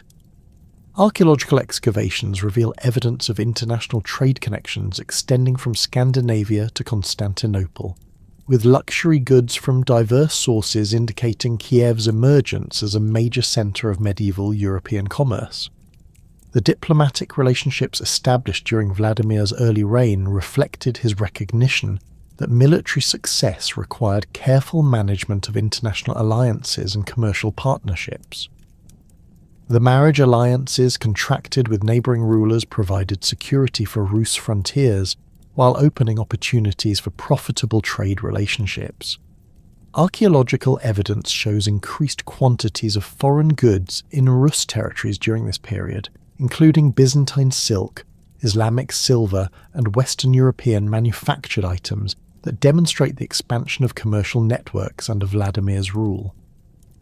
The legendary account of Vladimir's choosing of faiths around 987, while likely embellished by later Christian chroniclers, reflects genuine diplomatic and religious considerations that influenced the ruler's eventual decision to adopt Byzantine Christianity. The story of embassies from Islamic, Jewish, Western Christian, and Byzantine representatives presenting their respective religious traditions to Vladimir demonstrates the cosmopolitan nature of his court and the careful deliberation that preceded such a momentous decision. Archaeological evidence from this period shows the presence of religious artifacts representing multiple traditions, confirming the multicultural spiritual environment that characterized Vladimir's realm. The practical considerations that influenced Vladimir's religious decision extended far beyond personal spiritual concerns to encompass crucial political and economic factors that would determine the future development of Rus civilization. The adoption of Islam would have required abandoning the alcohol consumption and pork eating that formed important elements of Scandinavian and Slavic cultural traditions, while Judaism lacked the imperial backing necessary for supporting Rus political ambitions. Western Christianity offered connections to the emerging Holy Roman Empire, but Byzantine Christianity provided access to the wealth and sophisticated culture of Constantinople while maintaining the political independence that Vladimir considered essential for Rus sovereignty. The marriage alliance negotiated with Byzantine Emperor Basil II in 988 represented one of medieval Europe's most significant diplomatic achievements, linking the Rus state to the most prestigious imperial dynasty while securing military cooperation against mutual enemies. The terms of this agreement required Vladimir to provide military assistance against the Bulgarian rebels who threatened Byzantine control over the Balkans, while Basil promised his sister Anna in marriage to Vladimir following his conversion to Christianity. Archaeological evidence from this period shows the preparation of substantial military forces for deployment to Byzantine territories, including specialized equipment designed for siege operations against fortified positions. The Varangian military expedition that departed for Byzantine territories in 988 represented the largest coordinated military operation undertaken by Rus forces since the disasters of Igor's reign, involving thousands of warriors equipped with the most advanced weapons and siege equipment available. The logistical challenges of transporting and supplying such a force over the extended distance to the Balkan theatres required sophisticated planning and coordination that demonstrated the administrative capabilities Vladimir had developed during his consolidation of power. Contemporary Byzantine sources describe the arrival of this Rus army as a decisive factor in suppressing the Bulgarian rebellion and restoring imperial authority over the disputed territories. The successful completion of military operations in support of Basil II established Vladimir's reputation as a reliable ally, while demonstrating Rus military capabilities to potential enemies throughout the region. The Varangian warriors who participated in these campaigns gained valuable experience in siege warfare and coordinated operations that would prove crucial for future military enterprises, while the wealth acquired through Byzantine service provided resources for the massive construction projects that would follow Vladimir's conversion to Christianity. Archaeological evidence from this period shows increased quantities of Byzantine goods in Rus territories, confirming the economic benefits that resulted from the military alliance. Vladimir's baptism in 988, whether conducted in Kiev or Cherson as various sources suggest, marked the beginning of the most profound cultural transformation in Rus history, introducing religious concepts and institutional practices that would fundamentally alter the character of Varangian civilization in Eastern Europe.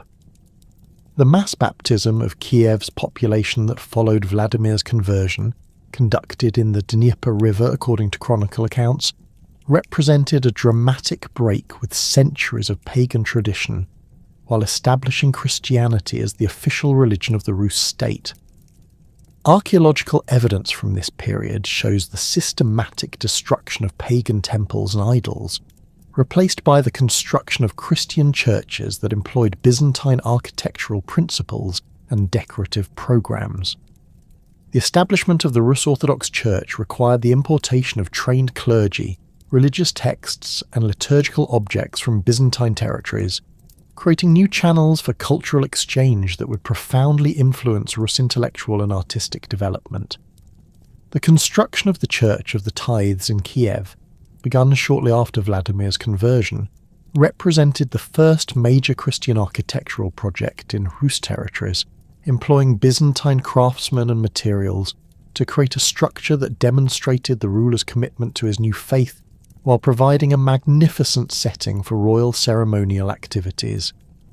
The Christianization of Rus society extended far beyond simple religious conversion to have encompassed fundamental changes in legal systems, social relationships, and cultural practices that had characterized Varangian civilization for centuries.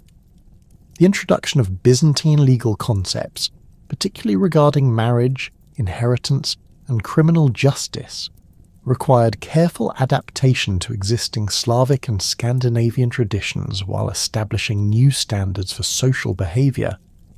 Archaeological evidence shows changes in burial practices, with the traditional grave goods and cremation ceremonies of pagan periods gradually replaced by Christian interment practices that reflected new beliefs about death and afterlife. The educational initiatives launched following Vladimir's conversion represented unprecedented efforts to create literate administrative and religious classes capable of managing the complex requirements of a Christian state. The establishment of schools for the children of nobles and merchants provided training in reading, writing, and religious instruction that would prove essential for the development of Rus literary and intellectual culture. Archaeological evidence from this period shows the appearance of writing implements, religious texts, and educational materials that confirm the systematic nature of these educational efforts. The economic impact of Christianization involved both immediate costs and long-term benefits that would shape Rus development for centuries.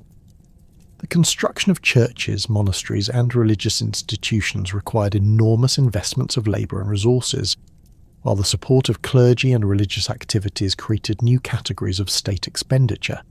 However, the enhanced diplomatic relationships with Byzantium and other Christian powers opened new opportunities for profitable trade, while the institutional frameworks provided by the Church created mechanisms for social organisation and economic coordination that strengthened the overall effectiveness of state administration.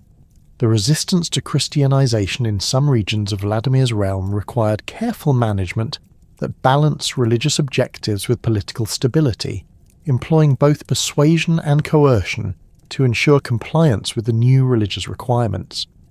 Archaeological evidence from areas that initially resisted conversion shows the gradual replacement of pagan religious sites with Christian installations, often built directly over earlier temples to symbolize the triumph of the new faith.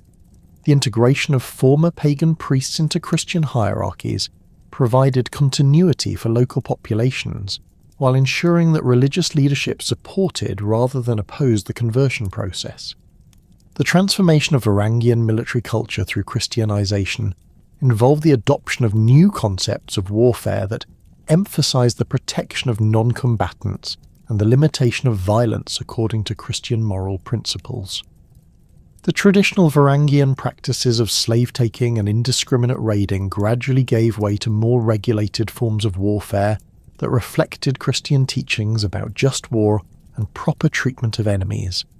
Archaeological evidence shows changes in weapon types and military equipment that may reflect these evolving attitudes toward warfare and violence. The development of distinctly Rus forms of Christianity involved the synthesis of Byzantine religious traditions with existing Slavic and Scandinavian cultural elements, creating unique expressions of Christian faith that reflected the multicultural nature of Vladimir's realm. The architectural styles employed in early Rus churches combined Byzantine structural principles with decorative elements derived from local artistic traditions, while liturgical practices incorporated Slavic language and cultural references that made Christianity more accessible to local populations. Archaeological evidence shows the gradual development of distinctly Rus religious art and architecture that maintained connections to Byzantine models, while expressing local cultural values and aesthetic preferences. The establishment of the Varangian Guard in Constantinople around 988 CE emerged from the convergence of Byzantine military necessity and the availability of highly skilled Scandinavian warriors seeking profitable service under the most prestigious ruler in the medieval world. Emperor Basil II faced a critical military situation as Bulgarian rebels under Samuel threatened to dismember the empire's Balkan territories, while domestic conspiracies challenged his authority from within the capital itself. The traditional Byzantine military units, weakened by decades of civil warfare and political purges, lacked the reliability and combat effectiveness necessary to address these multiple threats simultaneously. The arrival of Vladimir's Varangian expeditionary force provided Basil with exactly the type of elite troops he required: experienced warriors with no local political connections who could be trusted to remain loyal to imperial authority regardless of domestic political pressures. The initial Varangian contingent that formed the nucleus of the Guard consisted of approximately 6,000 warriors drawn from the most experienced units in Vladimir's army, men who had proven their capabilities during the consolidation of Rus territories and possessed the sophisticated military skills necessary for imperial service. These warriors brought with them the accumulated tactical knowledge of generations of Scandinavian warfare, including expertise in siege operations, naval combat, and the coordinated infantry formations that had made Varangian armies so effective throughout Eastern Europe. Their equipment reflected the highest standards of contemporary military technology, featuring Frankish swords with pattern-welded blades, reinforced mail shirts manufactured according to Scandinavian specifications, and the distinctive round shields that would become synonymous with Varangian military identity. The Guard's initial deployment against the Bulgarian rebels demonstrated their exceptional combat capabilities while establishing their reputation as the Empire's most reliable military unit.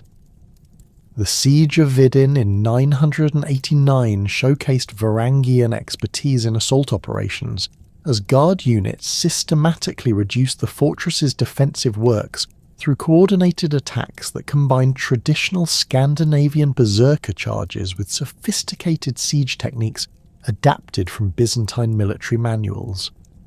The psychological impact of these northern warriors, with their towering height, distinctive weapons, and fearsome battle cries, proved as valuable as their tactical skills in breaking enemy morale during crucial engagements.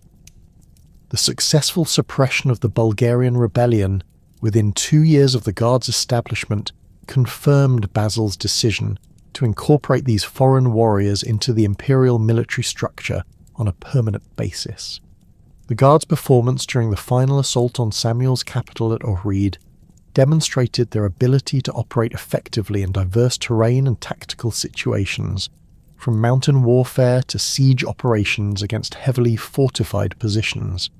Contemporary Byzantine accounts describe the methodical professionalism with which Varangian units executed complex military operations, maintaining formation discipline under extreme pressure while adapting their tactics to meet unexpected challenges. The recruitment practices established for the Varangian Guard during its early years create a selective process that attracted the most capable warriors from throughout Scandinavia, while maintaining the unit's elite character and combat effectiveness. Prospective guards underwent rigorous evaluation that assessed not only their individual fighting skills, but also their ability to function within the disciplined environment required for imperial service. The recruitment process typically began in the major trading centres of Novgorod and Kiev, where imperial agents maintained permanent stations to evaluate candidates and coordinate their transportation to Constantinople. Archaeological evidence from these recruitment centres includes standardised weapons and equipment caches, suggesting systematic preparation of Guard candidates before their departure for Byzantine service. The journey to Constantinople served as an extended evaluation period, during which potential Guards demonstrated their endurance, discipline, and commitment to imperial service.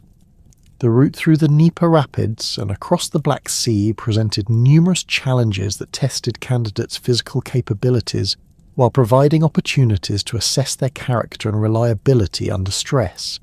Those who completed this arduous journey and passed final evaluations in Constantinople joined a military unit that offered unprecedented opportunities for advancement and enrichment, but also demanded absolute loyalty and professional competence that exceeded the standards expected of ordinary imperial troops.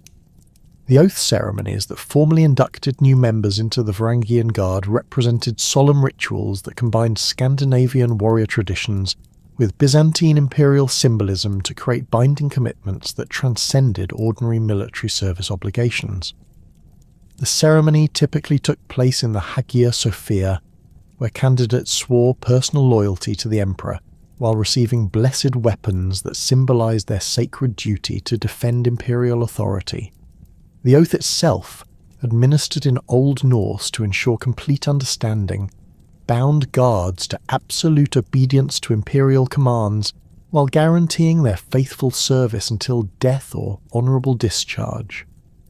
Archaeological evidence from guard barracks includes oath rings and ceremonial weapons that confirm the importance placed on these ritualistic aspects of guard service. The unique legal status accorded to Varangian guards within the Byzantine Empire reflected imperial recognition of their exceptional value, while acknowledging the special circumstances of their service far from their homelands. Guards enjoyed legal privileges that distinguished them from ordinary imperial subjects, including the right to maintain their traditional religious practices, exemption from certain imperial taxes, and access to imperial courts for the resolution of disputes involving their service obligations. These privileges extended to their families and dependents, creating a distinct legal category that facilitated the integration of foreign warriors into Byzantine society, while preserving their cultural identity and military effectiveness. The Guard's privileged legal position included specific protections against arbitrary punishment or dismissal, ensuring that their service contracts could not be violated without due process according to established imperial procedures. This legal security proved crucial for maintaining Guard loyalty and effectiveness, as warriors could serve with confidence that their sacrifices would be properly rewarded and their rights protected according to established precedent. The legal framework governing Guard service evolved through imperial legislation that addressed specific issues arising from their unique status, creating a comprehensive system of military law that balanced imperial authority with recognition of Guard rights and traditions. Property rights represented another crucial aspect of the Guard's legal status, with specific provisions allowing Guards to accumulate wealth through their service while maintaining ownership of assets acquired during their imperial careers. The famous palace law governing Guard inheritance rights ensured that deceased Guards' property passed to their designated heirs according to Scandinavian legal traditions rather than Byzantine inheritance practices, recognizing the cultural differences that distinguished Guard service from ordinary imperial military obligations. Archaeological evidence from Guard residential areas in Constantinople includes substantial private dwellings and accumulated treasure deposits that confirm the wealth that successful Guard service could provide. The Guard's role in major imperial campaigns extended far beyond their initial service against the Bulgarian rebels to encompass participation in virtually every significant military operation undertaken during the reigns of Basil II and his successors. Their deployment to Sicily beginning in 1038 marked their first major overseas assignment, where Guard units served alongside Norman mercenaries and imperial regulars in campaigns designed to reassert Byzantine control over territories lost to Islamic conquest. The Sicilian campaigns demonstrated the Guard's adaptability to different climatic conditions and tactical requirements, as warriors accustomed to the forests and rivers of northern Europe proved equally effective in the Mediterranean environment of southern Italy. The Siege of Syracuse in 1040 showcased Varangian expertise in amphibious operations, as Guard units coordinated naval and land-based attacks that systematically reduced the city's defensive works while preventing enemy reinforcements from reaching the besieged garrison. Contemporary accounts describe the methodical approach employed by Varangian commanders, who combined their traditional siege techniques with innovations adapted from Islamic military practices encountered during the campaign. The successful capture of Syracuse after a prolonged siege established the Guard's reputation for persistence and professional competence in extended operations far from their supply bases. The Guard's service in the Balkan campaigns against various Slavic and nomadic enemies demonstrated their continued effectiveness in the type of warfare for which their Scandinavian origins had originally prepared them.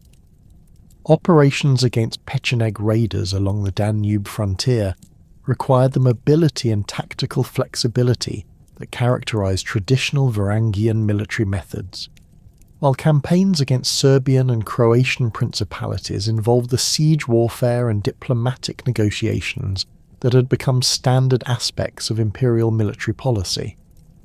Archaeological evidence from former Guard positions along the Balkan frontiers includes fortified camps and weapons deposits that confirm their extensive service in these challenging theatres of operation. The confrontation with Arab forces in Syria and Anatolia presented the Guard with their most formidable opponents, as Islamic armies possessed sophisticated tactical doctrines and military technologies that rivaled or exceeded Byzantine capabilities in many areas. The Battle of Cannae in 1018 saw Varangian units employed as shock troops in coordinated attacks that broke through Arab defensive lines, while their performance during the siege of Aleppo demonstrated their ability to adapt their traditional assault techniques to overcome the advanced fortification systems employed by Islamic military engineers. The Guard's success against these formidable opponents confirmed their status as the Empire's premier military unit, while establishing their reputation throughout the medieval world. The Guard's involvement in Byzantine palace politics began almost immediately after their establishment, as their unique position as the Emperor's personal troops inevitably drew them into the complex factional disputes that characterized imperial court life. Their first major political intervention occurred during the conspiracy of Bardus Phocas in 989, when Guard units remained loyal to Basil II, despite attempts by the rebel general to suborn their allegiance through promises of increased pay and privileges. The Guard's decisive action in suppressing this rebellion demonstrated their reliability as defenders of imperial authority, while establishing precedents for their role in domestic political crises. The Guard's reputation for unwavering loyalty became legendary throughout the Byzantine Empire, earning them the trust of successive emperors who relied on their protection against both external enemies and internal conspiracies. This reputation was built through consistent performance in numerous political crises, including their role in suppressing the revolt of Bardus Clerus and their protection of the imperial family during various palace coups and assassination attempts. Contemporary sources describe the psychological effect of the Guard's presence on potential conspirators, whose plots often collapsed when faced with the certainty of confronting these formidable northern warriors. The Guard's loyalty stemmed not from blind obedience, but from a sophisticated understanding of their position within the imperial system and the benefits that faithful service provided for their personal advancement and enrichment. Their oath of personal loyalty to the emperor created direct relationships that transcended the complex hierarchies and competing loyalties that characterized other imperial military units, while their foreign origins insulated them from the domestic political pressures that often compromised the reliability of native Byzantine troops. This combination of personal commitment and political independence made the Guard uniquely valuable as defenders of imperial authority during periods of political instability. The military prowess that distinguished the Varangian Guard throughout their service derived from the combination of exceptional individual warrior skills with sophisticated unit tactics that reflected centuries of Scandinavian military evolution. Guard training emphasized the development of personal combat abilities that enabled individual warriors to function effectively in single combat, while maintaining the formation discipline necessary for coordinated unit operations.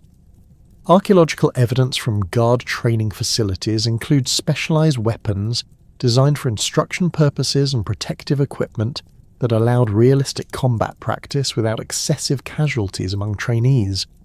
The Guard's weapon preferences reflected both their Scandinavian heritage and their adaptation to Byzantine military requirements, with most guards carrying the traditional long-handled axes that became their signature weapons alongside high-quality swords manufactured according to Frankish specifications. The famous Varangian axe, with its broad cutting edge and reinforced handle, proved devastatingly effective against both mounted and infantry opponents while serving as a powerful psychological weapon that intimidated enemies through its association with northern warrior traditions. Contemporary accounts describe the terrifying effect of massed Varangian axe charges, where hundreds of guards advanced in tight formation while wielding their weapons with deadly precision. The Guards' tactical doctrine emphasized aggressive offensive operations that utilized their superior individual combat skills and unit cohesion to overwhelm enemy positions through concentrated attacks at decisive points. Their preferred formation, known as the Boar's Head, concentrated the most experienced warriors at the front of a wedge-shaped attack column that could penetrate enemy lines through sheer momentum and fighting skill.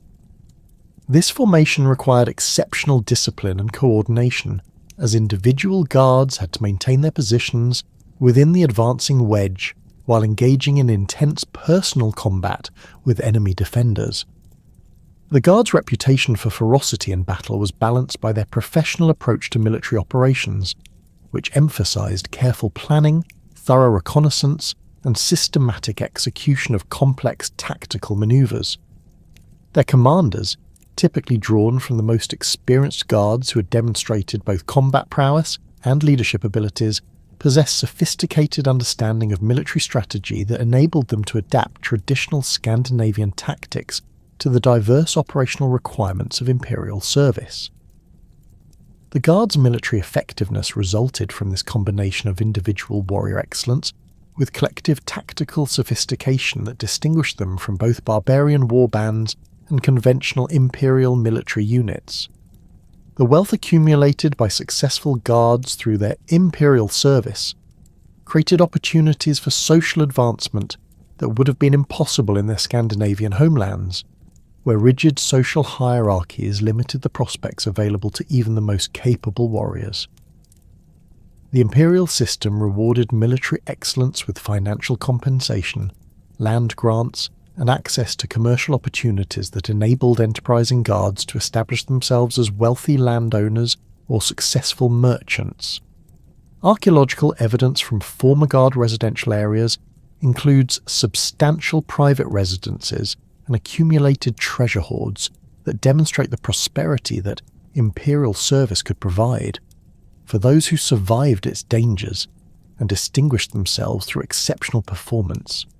The Guards' integration into Byzantine society involved complex negotiations between their desire to maintain their cultural identity and the practical requirements of functioning within an alien social and political environment. Many Guards married Byzantine women and established permanent residences in Constantinople, creating hybrid households that combined Scandinavian and Byzantine cultural elements while maintaining connections to their northern homelands through continued participation in Guard activities and ceremonies. The children of these marriages often served as cultural intermediaries who facilitated communication between the Guard and broader Byzantine society, while preserving knowledge of Scandinavian traditions and practices. The Guards' influence on Byzantine military culture extended beyond their direct participation in imperial campaigns to encompass the adoption of Scandinavian tactical innovations and training methods by other imperial military units. The success of Varangian formations inspired attempts to replicate their effectiveness through the recruitment and training of native Byzantine troops according to northern military principles, while guard weapons and equipment became models for imperial armaments production. Archaeological evidence shows the widespread adoption of Scandinavian-style weapons and armour throughout the imperial military during the period of guard service, indicating the broader impact of their presence on Byzantine military development. The ceremonial duties that occupied much of the Varangian Guard's time in Constantinople provided a stark contrast to the brutal realities of campaign warfare, yet these functions proved equally important for maintaining their elite status within the imperial hierarchy. The daily routine of palace security involved intricate protocols that required guards to master complex ceremonial procedures while remaining constantly alert for potential threats to imperial safety. The guards' quarters within the Great Palace complex, located strategically between the imperial residential areas and the main administrative buildings, allowed rapid response to emergencies while symbolizing their role as the ultimate guardians of imperial authority. Archaeological excavations in these areas have revealed substantial barracks buildings with individual sleeping chambers, communal dining halls, and specialized armories that housed the guards' extensive weapons collections and ceremonial equipment. The wealth that successful guards accumulated through their imperial service created unprecedented opportunities for social mobility that attracted ambitious young warriors from throughout Scandinavia. The standard guard salary, paid in gold numismata, exceeded the annual income of most European nobles, while additional compensation for campaign service and special duties could multiply these earnings several times over. Guards who survived their terms of service often returned to their homelands as wealthy men capable of purchasing substantial estates and establishing themselves among the local aristocracy. The famous example of Harald Sigurdsson, who would later become King Harald Hardrad of Norway, demonstrated the transformative potential of guard service for those who combined military prowess with political acumen and financial shrewdness. Harald's arrival in Constantinople around 1034 marked the beginning of the most celebrated individual career in Varangian Guard history, though his path to imperial service differed significantly from the typical recruitment patterns that brought most guards to Byzantine territories. The defeat and death of his half-brother Olaf II at the Battle of Stiklestad in 1030 had forced the 15-year-old Harald into exile, beginning a period of wandering that would eventually lead him to the imperial capital. His initial service with Yaroslav the Wise in Kiev provided valuable military experience and political connections that facilitated his eventual recruitment into the Guard, while his royal bloodline distinguished him from the common warriors who typically comprised the unit's membership. The young Harold's exceptional height and physical strength, combined with his royal bearing and obvious intelligence, immediately marked him as a potential leader within the Guard hierarchy. Contemporary Byzantine sources describe him as towering above even his fellow Scandinavians, with blonde hair and piercing blue eyes that commanded attention in any gathering. His initial assignment to routine palace duties allowed him to observe the complex political dynamics that governed imperial court life, while developing the diplomatic skills that would prove crucial for his later advancement. The Guard's multinational composition during this period included not only Scandinavians, but also Anglo-Saxon refugees from the Norman conquest, creating a cosmopolitan military environment where Harold could learn from warriors with diverse tactical backgrounds and cultural perspectives. Harold's first major campaign assignment came during the renewed Byzantine offensive in Sicily, where Guard units were deployed to support the Empire's attempt to reclaim territories lost to Arab conquest. The logistical challenges of transporting and supplying Guard forces across the Mediterranean required sophisticated planning that demonstrated the administrative capabilities Harold had developed during his early years of imperial service.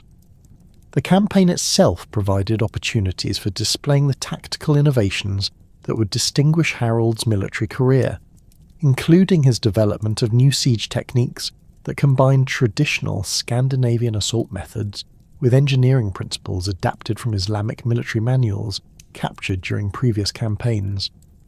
The Siege of Syracuse in 1038 showcased Harold's emerging reputation as a military innovator, as he developed novel approaches to reducing fortified positions that minimized Guard casualties while maximizing the psychological impact on enemy defenders.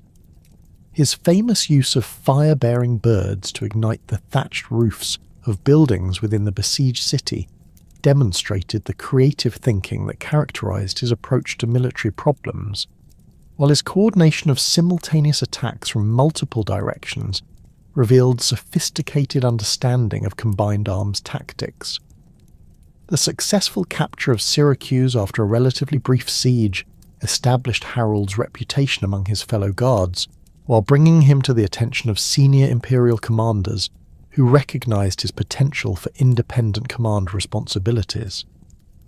The wealth that Harold accumulated during his Sicilian service provided the financial foundation for his later political ambitions. A successful campaign participation entitled guards to substantial shares of captured booty alongside their regular imperial salaries. The systematic looting of captured cities, conducted according to established imperial protocols that reserved specific categories of valuables for the imperial treasury while distributing the remainder among participating troops, could yield enormous sums for individual guards who distinguished themselves during assault operations. Harold's careful management of his growing fortune, including investments in commercial ventures and strategic acquisitions of portable wealth that could be easily transported during future campaigns, demonstrated the financial acumen that would enable his eventual return to Scandinavian politics as a serious contender for royal power. The Guard service in southern Italy during the late 1030s and early 1040s involved complex political negotiations alongside military operations as Byzantine commanders sought to exploit the factional disputes that divided their Islamic opponents while managing relationships with Norman mercenaries whose ultimate loyalties remained questionable. Harold's participation in these diplomatic activities provided valuable experience in the type of multi-party negotiations that characterized medieval political relationships, while his growing reputation as a successful military commander enhanced his credibility as a potential negotiating partner for both imperial authorities and local political leaders. The campaign against Arab positions in Sicily required guard units to adapt their traditional tactical methods to the challenging terrain and climatic conditions of the Mediterranean theatre, where the forests and rivers that had shaped Scandinavian military traditions were replaced by arid mountains and fortified coastal cities.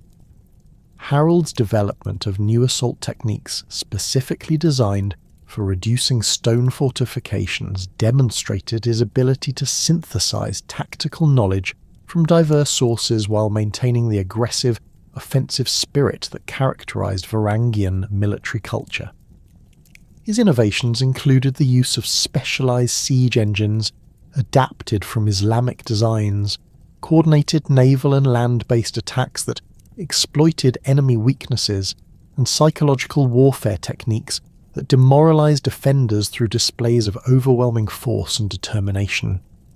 The Guard's reputation for military excellence during this period attracted additional recruits from throughout Northern Europe, including substantial numbers of Anglo-Saxon warriors who had fled England following the Norman conquest of 1066. These new arrivals brought different tactical traditions and equipment preferences that enriched the Guard's military capabilities while creating challenges for unit cohesion and command authority.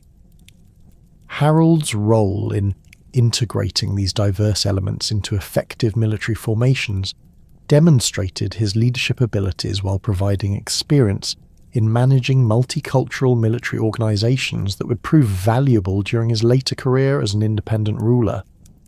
The accumulation of combat experience during multiple campaigns in Sicily and southern Italy transformed Harold from a promising young warrior into one of the most capable military commanders in the imperial service, with expertise spanning siege warfare, naval operations, mountain fighting, and the complex logistics required for extended overseas campaigns.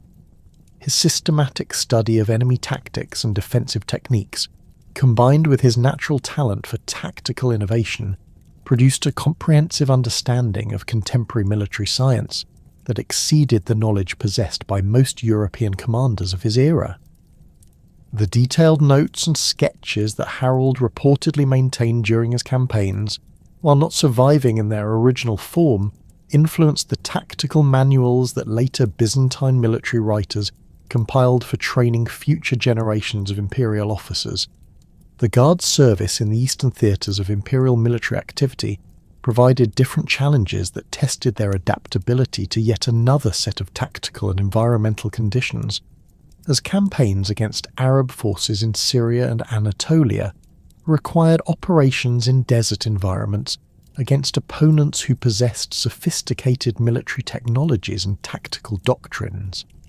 Harold's participation in these eastern campaigns during the early 1040s exposed him to the most advanced military techniques available in the medieval world, including the use of Greek fire, sophisticated siege engines, and coordinated cavalry infantry tactics that represented the pinnacle of contemporary military science.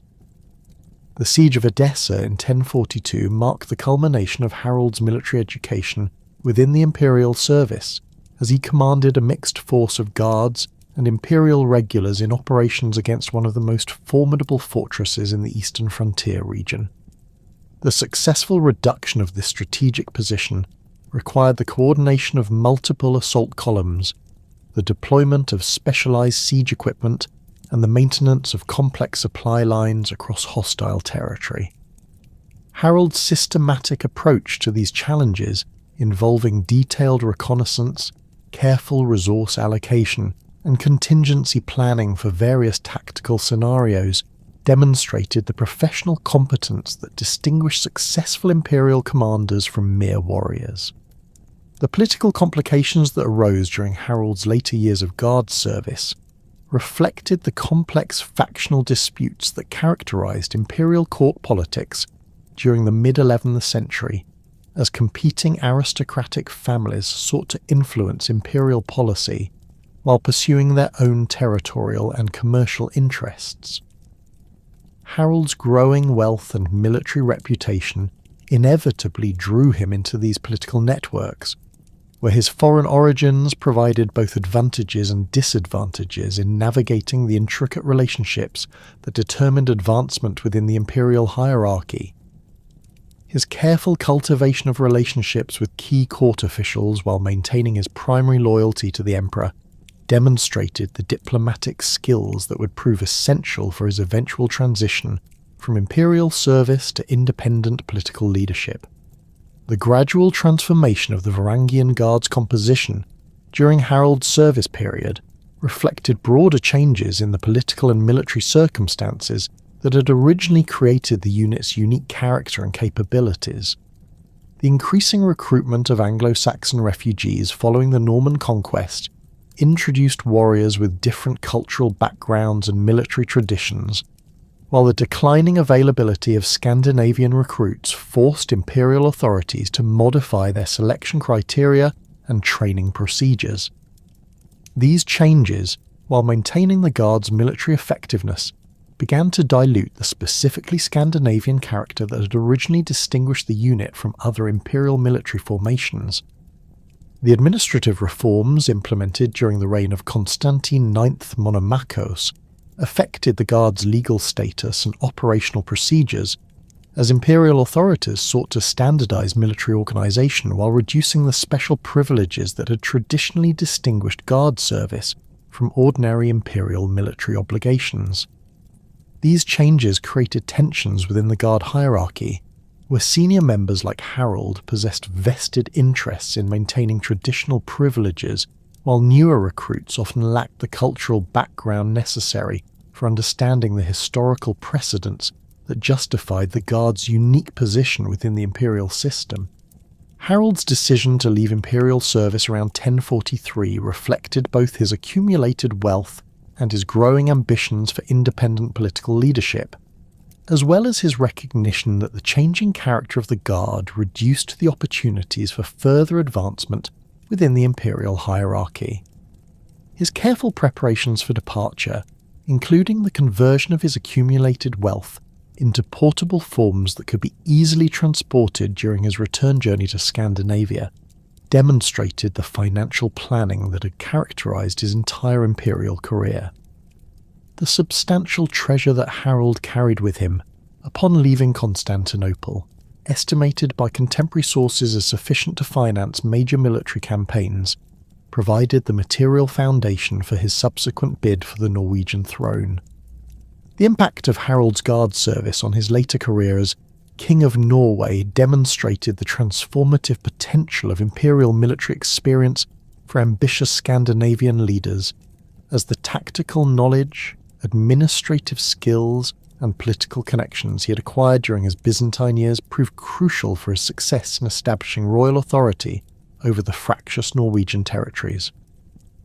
His innovations in military organisation, siege warfare, and diplomatic negotiation reflected the sophisticated understanding of statecraft that he had developed through observation of imperial governmental procedures and participation in complex military campaigns across multiple theatres of operation. The continuing recruitment of Scandinavian warriors into the Varangian Guard during the mid-11th century maintained connections between the imperial capital and the northern homelands, creating networks of communication and cultural exchange that influenced political developments throughout the region. Former guards who returned to Scandinavia brought with them not only accumulated wealth, but also knowledge of advanced military techniques, administrative procedures, and commercial practices that enhanced the capabilities of northern European political entities. The gradual diffusion of Byzantine influence through these returning veterans contributed to the sophistication of Scandinavian political institutions while maintaining the cultural connections that had originally facilitated Varangian expansion into Eastern Europe.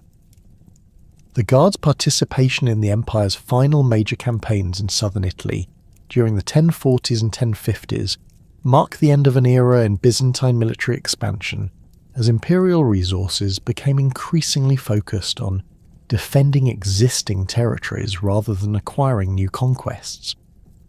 The changing strategic priorities that characterized this period reduced the opportunities for the type of profitable campaign service that had originally attracted ambitious warriors to Guard recruitment, while the Empire's growing reliance on mercenary forces from diverse sources diluted the special status that had traditionally distinguished Varangian service from other forms of military employment. The Battle of Hastings in 1066, which eliminated the Anglo-Saxon kingdom that had provided increasing numbers of Guard recruits during the previous decades, marked a decisive turning point in the unit's recruitment patterns and cultural composition. The Norman victory not only removed a major source of potential Guards, but also demonstrated the effectiveness of new military techniques that challenged the tactical superiority that had originally justified the Guard's elite status within the imperial military hierarchy. The gradual adaptation of these tactical innovations by other imperial military units reduced the unique advantages that had made Varangian service so valuable to imperial commanders, beginning the process of institutional change that would eventually transform the Guard from an elite foreign unit into a more conventional imperial military formation.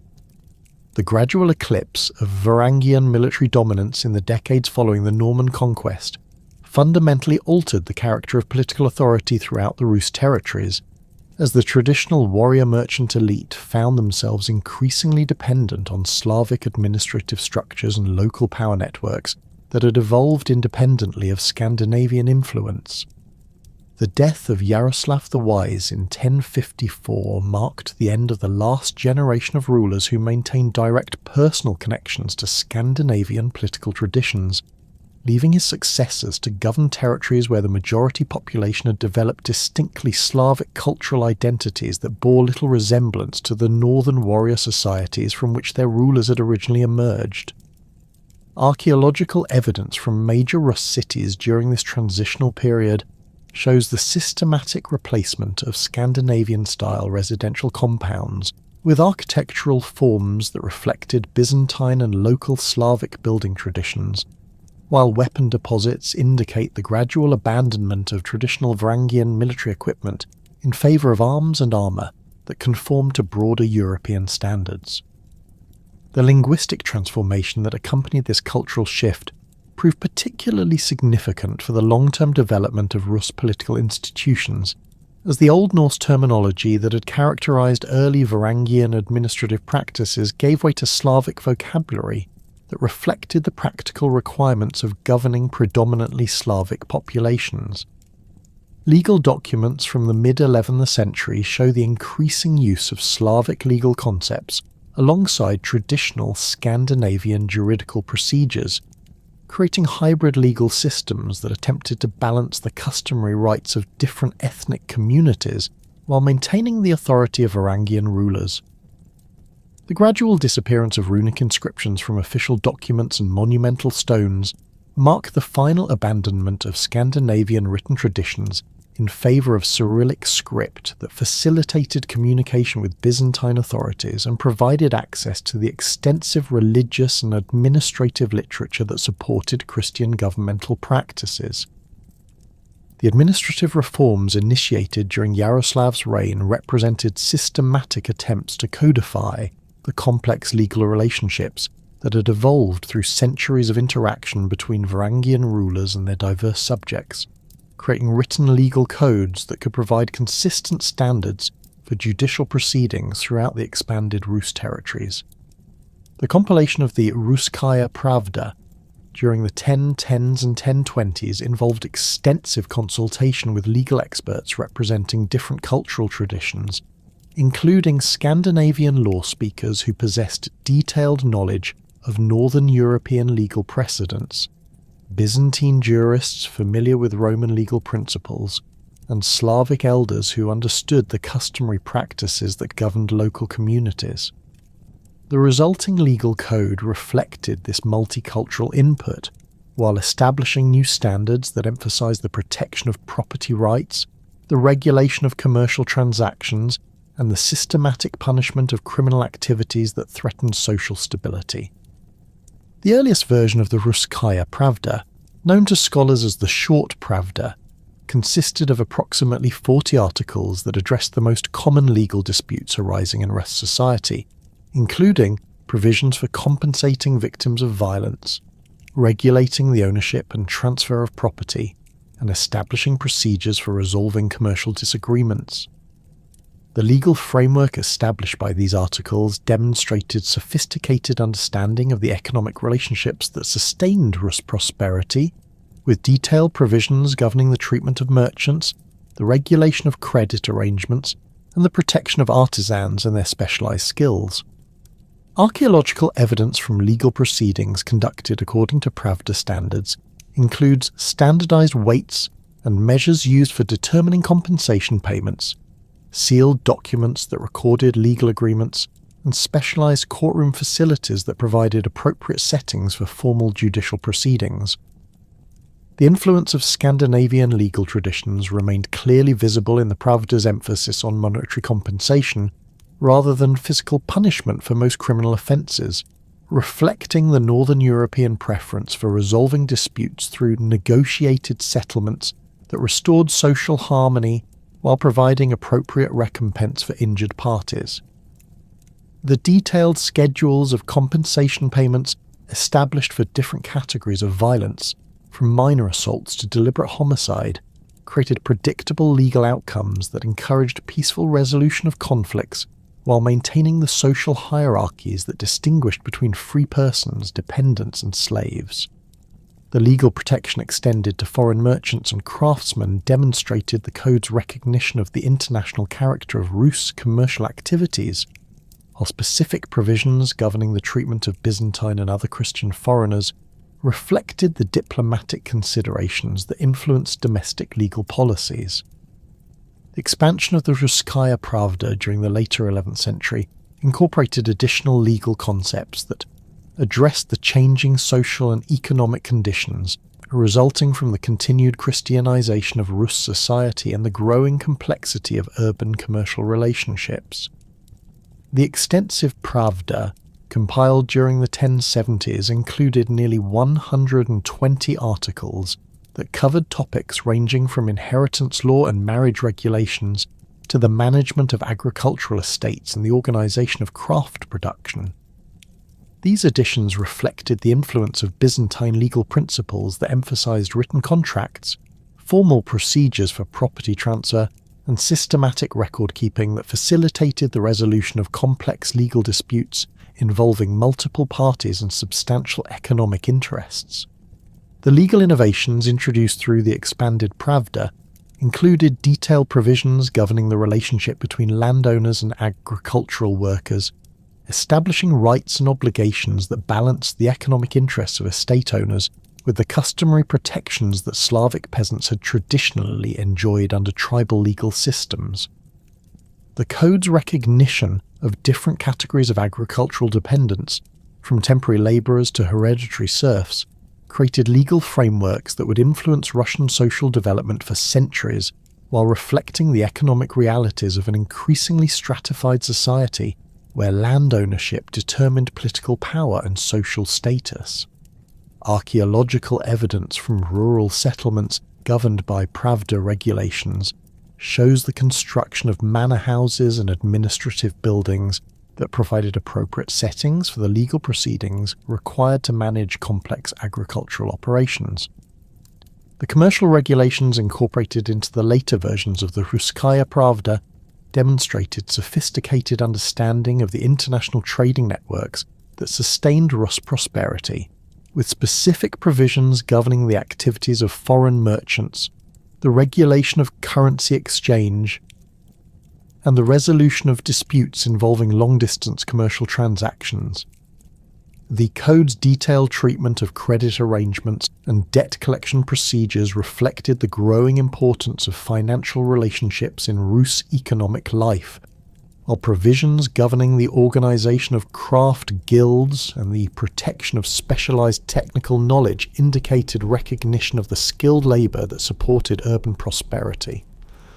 The legal protections extended to merchants' property and commercial activities, created stable environments for business operations while establishing the regulatory frameworks necessary for managing complex economic relationships. The judicial procedures established by the Ruskaya Pravda required the development of specialized administrative institutions capable of implementing the code's provisions throughout the diverse territories under Rus control, leading to the creation of professional legal classes and standardized court systems that represented significant departures from the informal dispute resolution mechanisms that had characterized earlier periods. The appointment of trained judges with specific knowledge of legal procedures, the establishment of permanent court facilities in major cities, and the development of systematic record-keeping procedures all reflected the institutional sophistication that characterized mature Rus governmental practices. Archaeological evidence from court complexes includes specialized buildings designed for legal proceedings, archives for storing legal documents, and residential quarters for legal officials who required permanent presence in their jurisdictions. The training of legal professionals required the development of educational institutions capable of providing instruction in the complex procedures and precedents that govern Pravda implementation, leading to the establishment of schools associated with major churches and monasteries, where future judges and legal scribes could acquire the literacy and specialized knowledge necessary for their professional responsibilities. The curriculum of these legal schools included instruction in Slavic and Byzantine legal traditions, training in document preparation and record-keeping procedures, and practical experience in conducting judicial proceedings under the supervision of experienced legal practitioners. The graduation of trained legal professionals from these institutions created a class of administrators whose expertise transcended ethnic boundaries while serving the practical needs of increasingly complex governmental systems. The social impact of the Ruskaya Pravda extended beyond its immediate legal applications to encompass fundamental changes in the relationships between different ethnic and social groups within Rus society, as the code's provisions created new categories of legal status that gradually replaced the tribal and clan-based identities that had previously determined individual rights and obligations.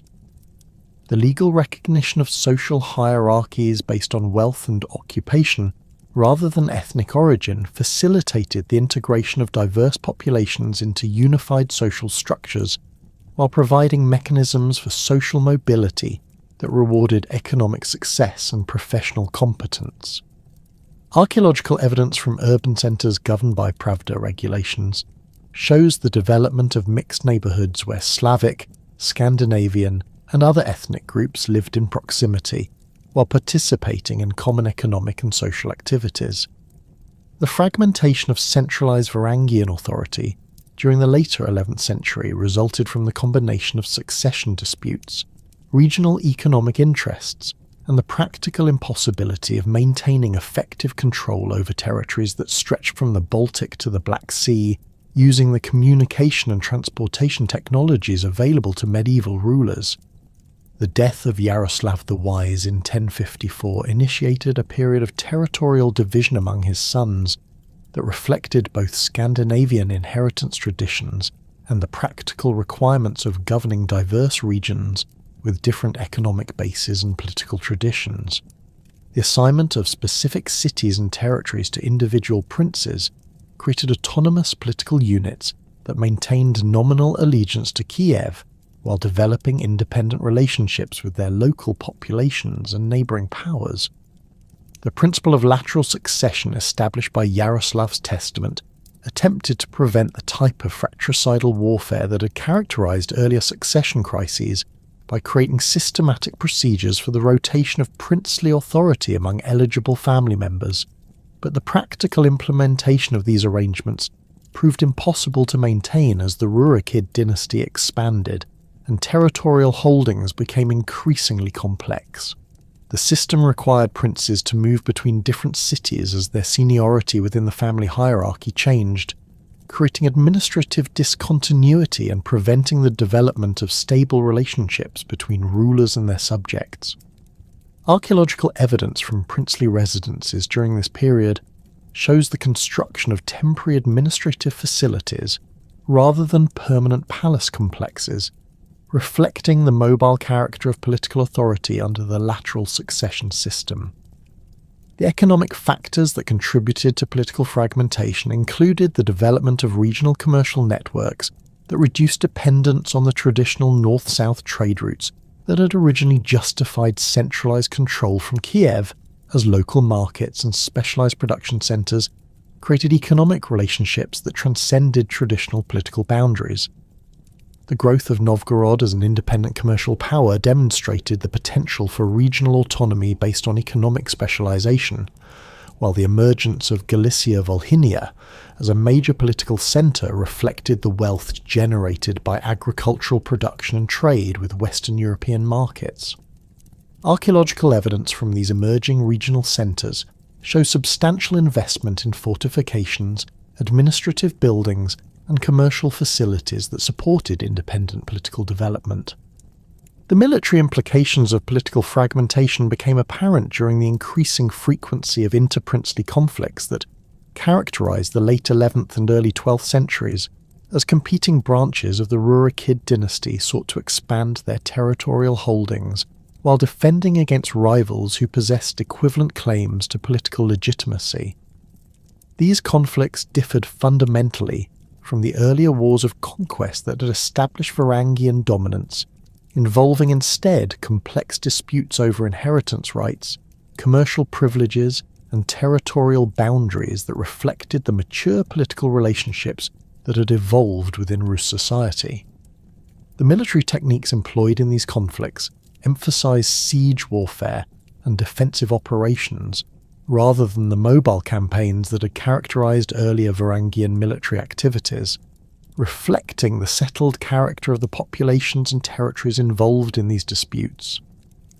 The recruitment practices employed by competing princes during these conflicts demonstrated the fundamental transformation that had occurred in the military foundations of Rus political power, as traditional Varangian warrior bands were replaced by military forces that combined professional soldiers, local militia units, and foreign mercenaries recruited from diverse sources throughout Eastern Europe. The decline in Scandinavian military recruitment forced princes to develop alternative sources of military manpower, including Turkic nomads from the southern steppes, Western European knights seeking profitable service, and Slavic warriors whose local knowledge and cultural connections provided advantages in regional conflicts. Archaeological evidence from military sites during this period shows the adoption of diverse weapons and equipment that reflected the multicultural composition of princely armies. The fortification systems developed during the period of political fragmentation represented significant advances in military engineering that reflected both the changing character of warfare and the increased resources available to regional political centres for defensive construction projects. The massive earthwork fortifications constructed around major cities during the late 11th century incorporated design principles derived from Byzantine and Western European military architecture, while adapting these techniques to local topographical conditions and available construction materials. The scale of these projects required unprecedented coordination of labour and resources that demonstrated the administrative capabilities that regional princes had developed for managing their territories, while the sophistication of the defensive works indicated access to advanced military engineering knowledge. The diplomatic relationships that developed between competing Rus principalities during this period of fragmentation created complex networks of alliances and rivalries that often transcended ethnic and cultural boundaries, as princes sought to maximize their political advantages through strategic marriages, commercial agreements, and military partnerships that balanced regional interests against broader considerations of dynastic legitimacy and territorial security. The marriage alliances contracted between Rurikid princes and foreign rulers, including Hungarian kings, Polish dukes, and Byzantine imperial families, demonstrated the international recognition that Rus political entities had achieved while creating diplomatic obligations that influenced domestic political decisions. Archaeological evidence from diplomatic sites includes specialized facilities for conducting negotiations and ceremonial buildings designed for hosting foreign dignitaries according to appropriate protocols. The cultural implications of political fragmentation included the development of regional variations in artistic traditions, architectural styles, and religious practices that reflected the diverse influences and local preferences that characterized different areas of the former unified Rus state. The construction of distinctive church buildings in different principalities demonstrated the adaptation of Byzantine architectural principles to local aesthetic preferences and available construction techniques, while the development of regional schools of manuscript illumination and metalworking reflected the patronage of competing princes who sought to demonstrate their cultural sophistication and political legitimacy.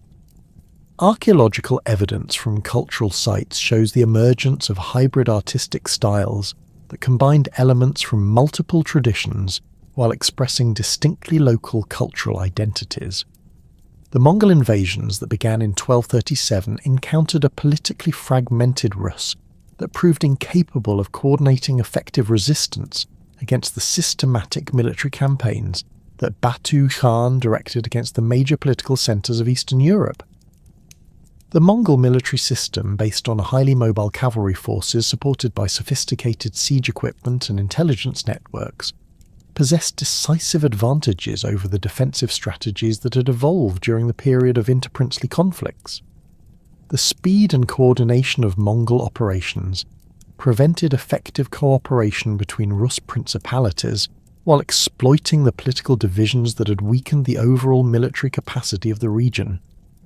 Archaeological evidence from sites destroyed during the Mongol campaigns shows the devastating effectiveness of siege techniques that combined traditional nomadic mobility with advanced military technologies acquired through previous conquests in China and Central Asia.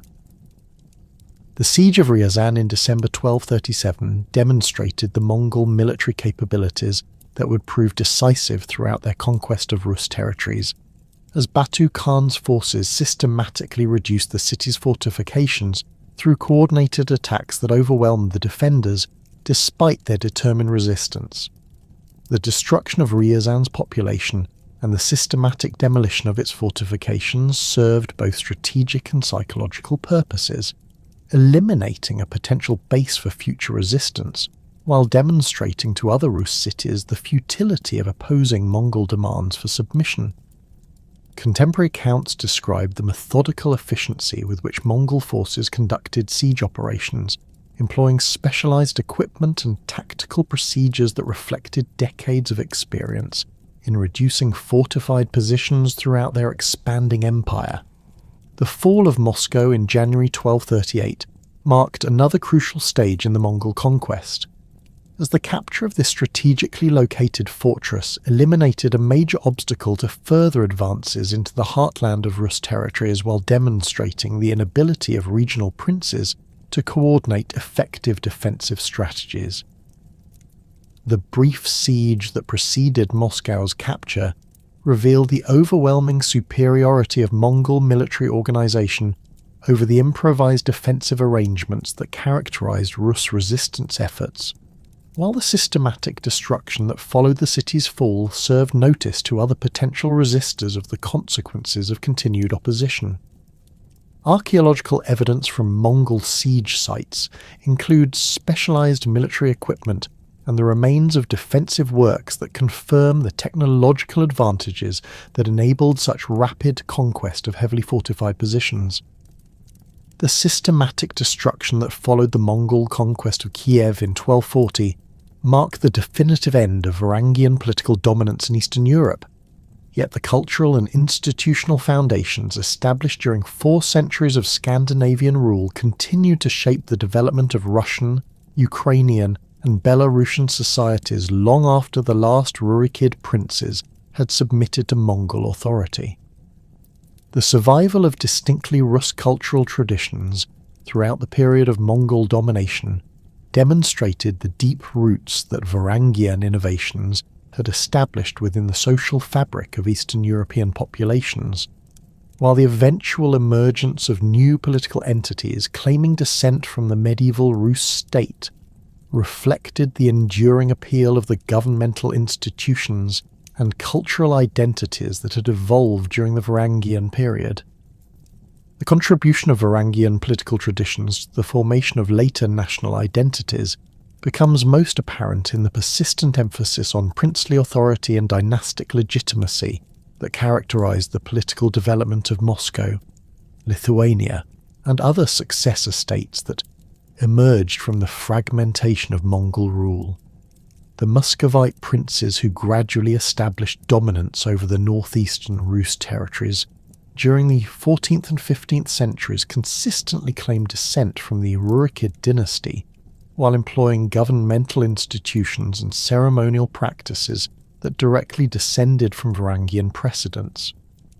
Archaeological evidence from the Moscow Kremlin includes architectural elements and decorative programs that consciously evoke the grandeur of pre-Mongol Kiev, while the legal codes promulgated by Muscovite rulers incorporated principles derived from the Ruskaya Pravda, alongside newer regulations adapted to changing social and economic conditions. The persistence of Varangian influence in Ukrainian political traditions manifested through the continued importance of Kiev as a symbolic centre of legitimacy and the adoption of governmental institutions that reflected the federal character of the original Rus state. The Cossack organizations that emerged during the 16th century employed military and administrative practices that bore striking resemblances to the warrior merchant associations that had characterized early Varangian society, while their emphasis on collective decision-making and elected leadership echoed the participatory elements that had distinguished Rus political culture from the more autocratic systems that developed in Western Europe. The archaeological record from Cossack settlements includes weapons, fortifications, and residential structures that demonstrate continuity with medieval Rus material culture despite the intervening centuries of foreign domination. Belarusian cultural development similarly reflected the enduring influence of Varangian institutional innovations, particularly in the areas of legal traditions and commercial practices that had originally been introduced during the period of Rus expansion into the Western territories. The legal codes employed in the Grand Duchy of Lithuania incorporated substantial elements derived from the Ruskaya Pravda, while the commercial privileges granted to merchants in Belarusian cities reflected the trading practices that had been established during the height of Varangian commercial activity. Archaeological investigations of medieval Belarusian sites have revealed material culture assemblages that demonstrate direct continuity with the hybrid Scandinavian Slavic traditions that had characterized the western regions of the Rus state. The archaeological discoveries that have revolutionized scholarly understanding of Varangian material culture began with the systematic excavations conducted at Staraya Ladoga during the mid-20th century, which revealed the sophisticated character of early Scandinavian settlements in Eastern Europe, while demonstrating the extensive commercial networks that connected these northern outposts to markets throughout the medieval world. The preservation conditions at Staraya Ladoga allowed the survival of organic materials that provided unprecedented insights into Varangian daily life, including leather goods, textiles, wooden implements, and food remains that documented the adaptation of Scandinavian cultural practices to the environmental conditions and available resources of their new territories. The excavation of Varangian burial sites throughout the former Rus territories has provided detailed information about the social hierarchies and cultural practices that characterized different periods of Scandinavian settlement, with grave goods demonstrating the evolution from purely Scandinavian cultural traditions toward the hybrid identities that emerged through interaction with local populations. The famous chamber graves discovered near Nesdovo contain assemblages that combine high-quality Scandinavian weapons and jewellery with Byzantine silk, Islamic silver, and locally produced ceramics, illustrating the cosmopolitan character of Varangian elite culture. The standardization of certain grave good categories across widely separated sites indicates the maintenance of cultural connections throughout the Varangian territories, while regional variations in burial practices demonstrate the adaptation of Scandinavian traditions to local preferences and available materials. Recent archaeological investigations employing advanced scientific techniques have revealed previously unknown aspects of Varangian commercial activities and technological capabilities, including evidence for sophisticated metalworking operations that produced both utilitarian items and luxury goods for export to distant markets. The analysis of slag deposits and workshop remains from major Varangian centres has documented the production of high-quality steel using techniques that combine Scandinavian knowledge with innovations adapted from Byzantine and Islamic sources. The discovery of standardized weights and measures, conforming to multiple international systems, demonstrates the commercial sophistication that enabled Varangian merchants to operate effectively in diverse cultural and economic environments. The investigation of Varangian fortification systems has revealed the military engineering capabilities that enabled relatively small numbers of Scandinavian warriors to establish and maintain control over vast territories populated by potentially hostile groups. The defensive works at sites like Rurikovo Gorodishche incorporate design principles derived from contemporary European military architecture, while adapting these techniques to local topographical conditions and available construction materials. The evolution of fortification designs over time reflects both the changing nature of military threats and the increasing resources available to Varangian rulers as their territories expanded and commercial activities prospered.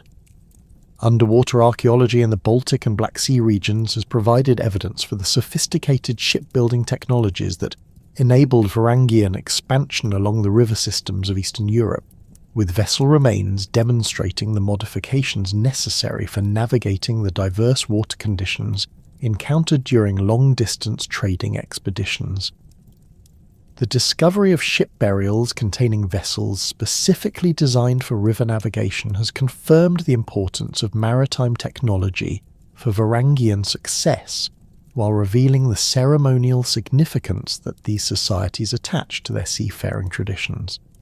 The analysis of wood samples from these vessels has provided information about forest management practices and timber trade networks that supported the construction and maintenance of large fleets.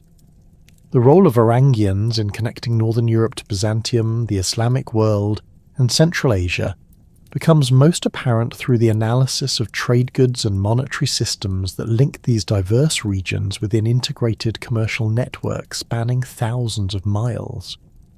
The silver analysis conducted on coins found in Scandinavian hoards has revealed the complex pathways through which Islamic dirhams reached northern European markets, while the study of glass beads and other manufactured goods has documented the technological exchange that occurred along these trade routes.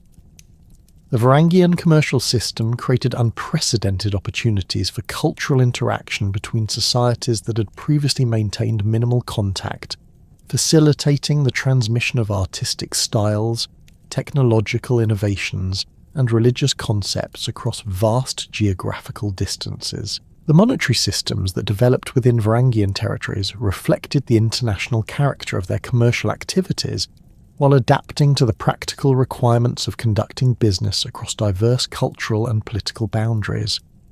The adoption of weight-based silver systems that could accommodate coins from multiple sources enabled Varangian merchants to operate effectively in markets that employed different currencies and measurement standards.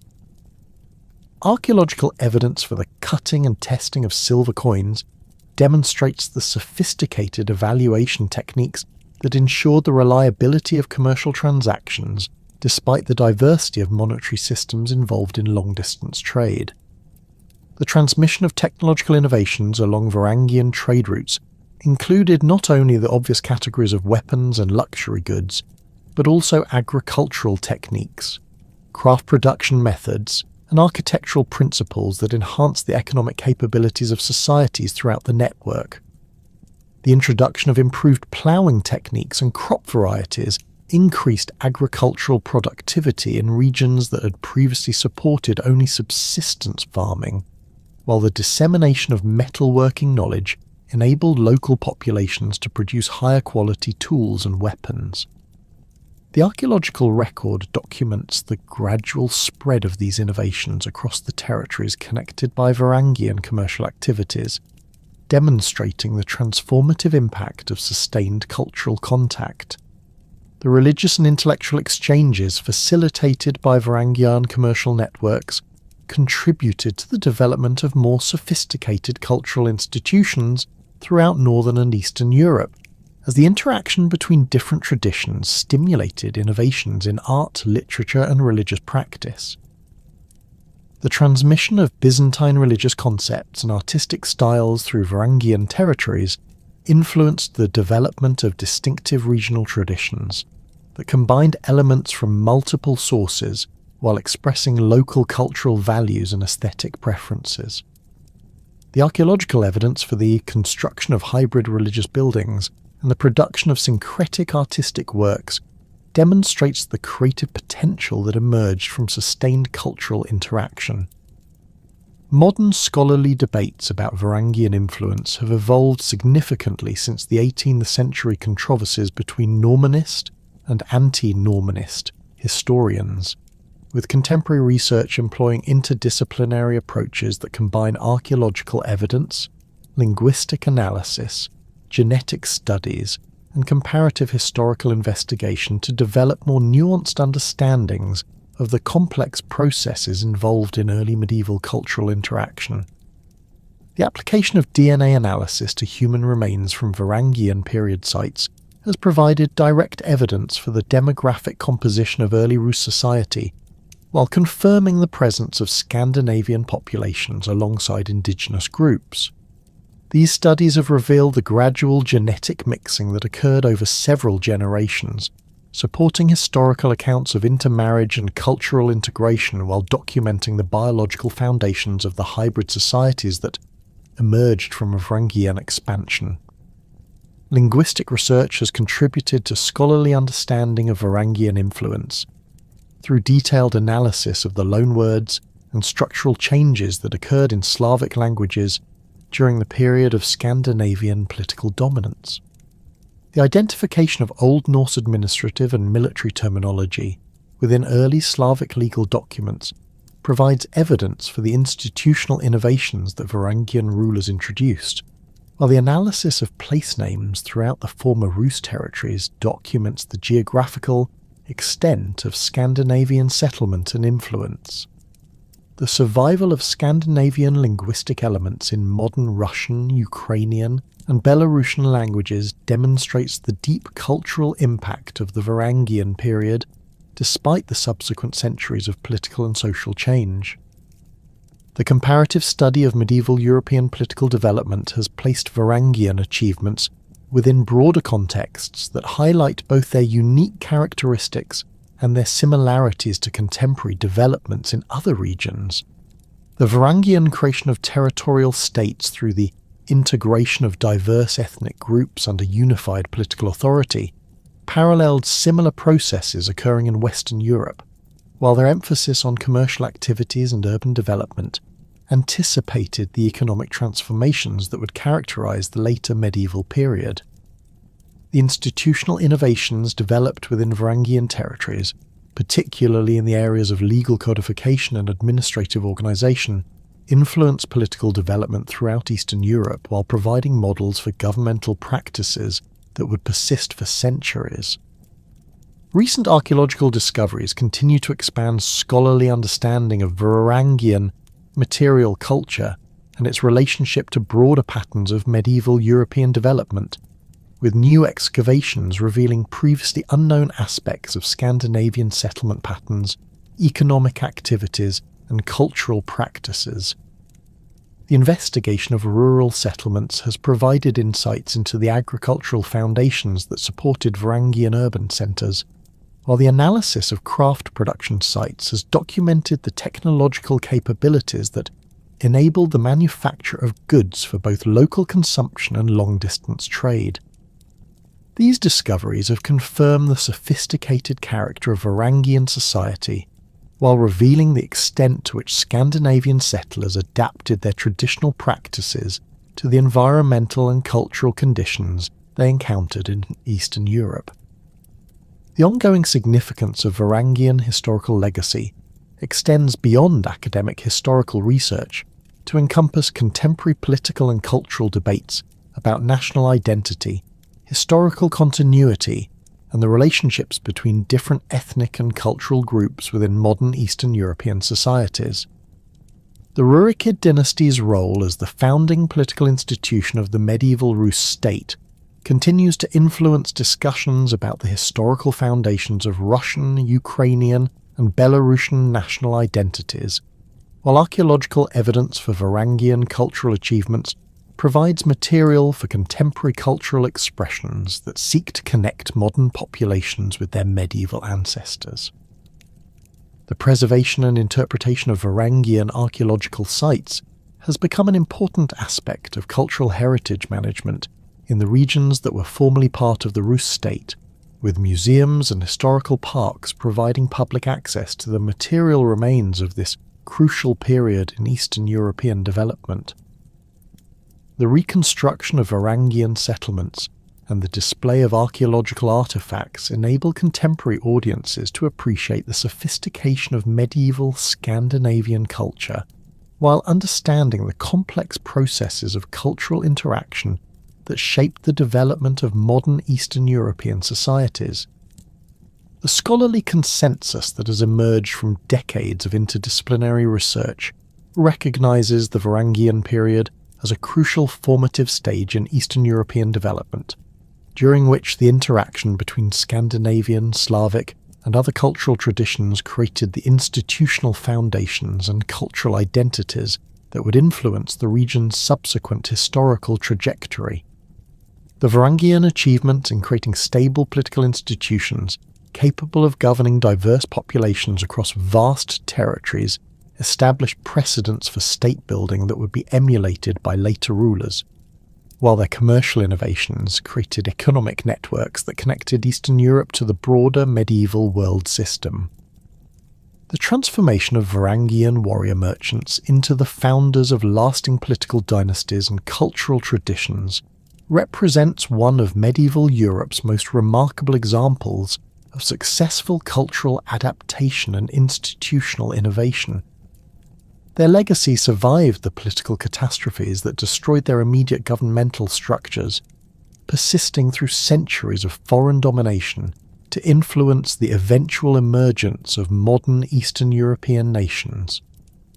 The Varangian contribution to world history extends beyond their immediate political and military achievements, to encompass their role in facilitating the cultural exchanges that enriched medieval European civilization, while establishing the foundations for the distinctive political and cultural traditions that continue to characterize the societies they helped create.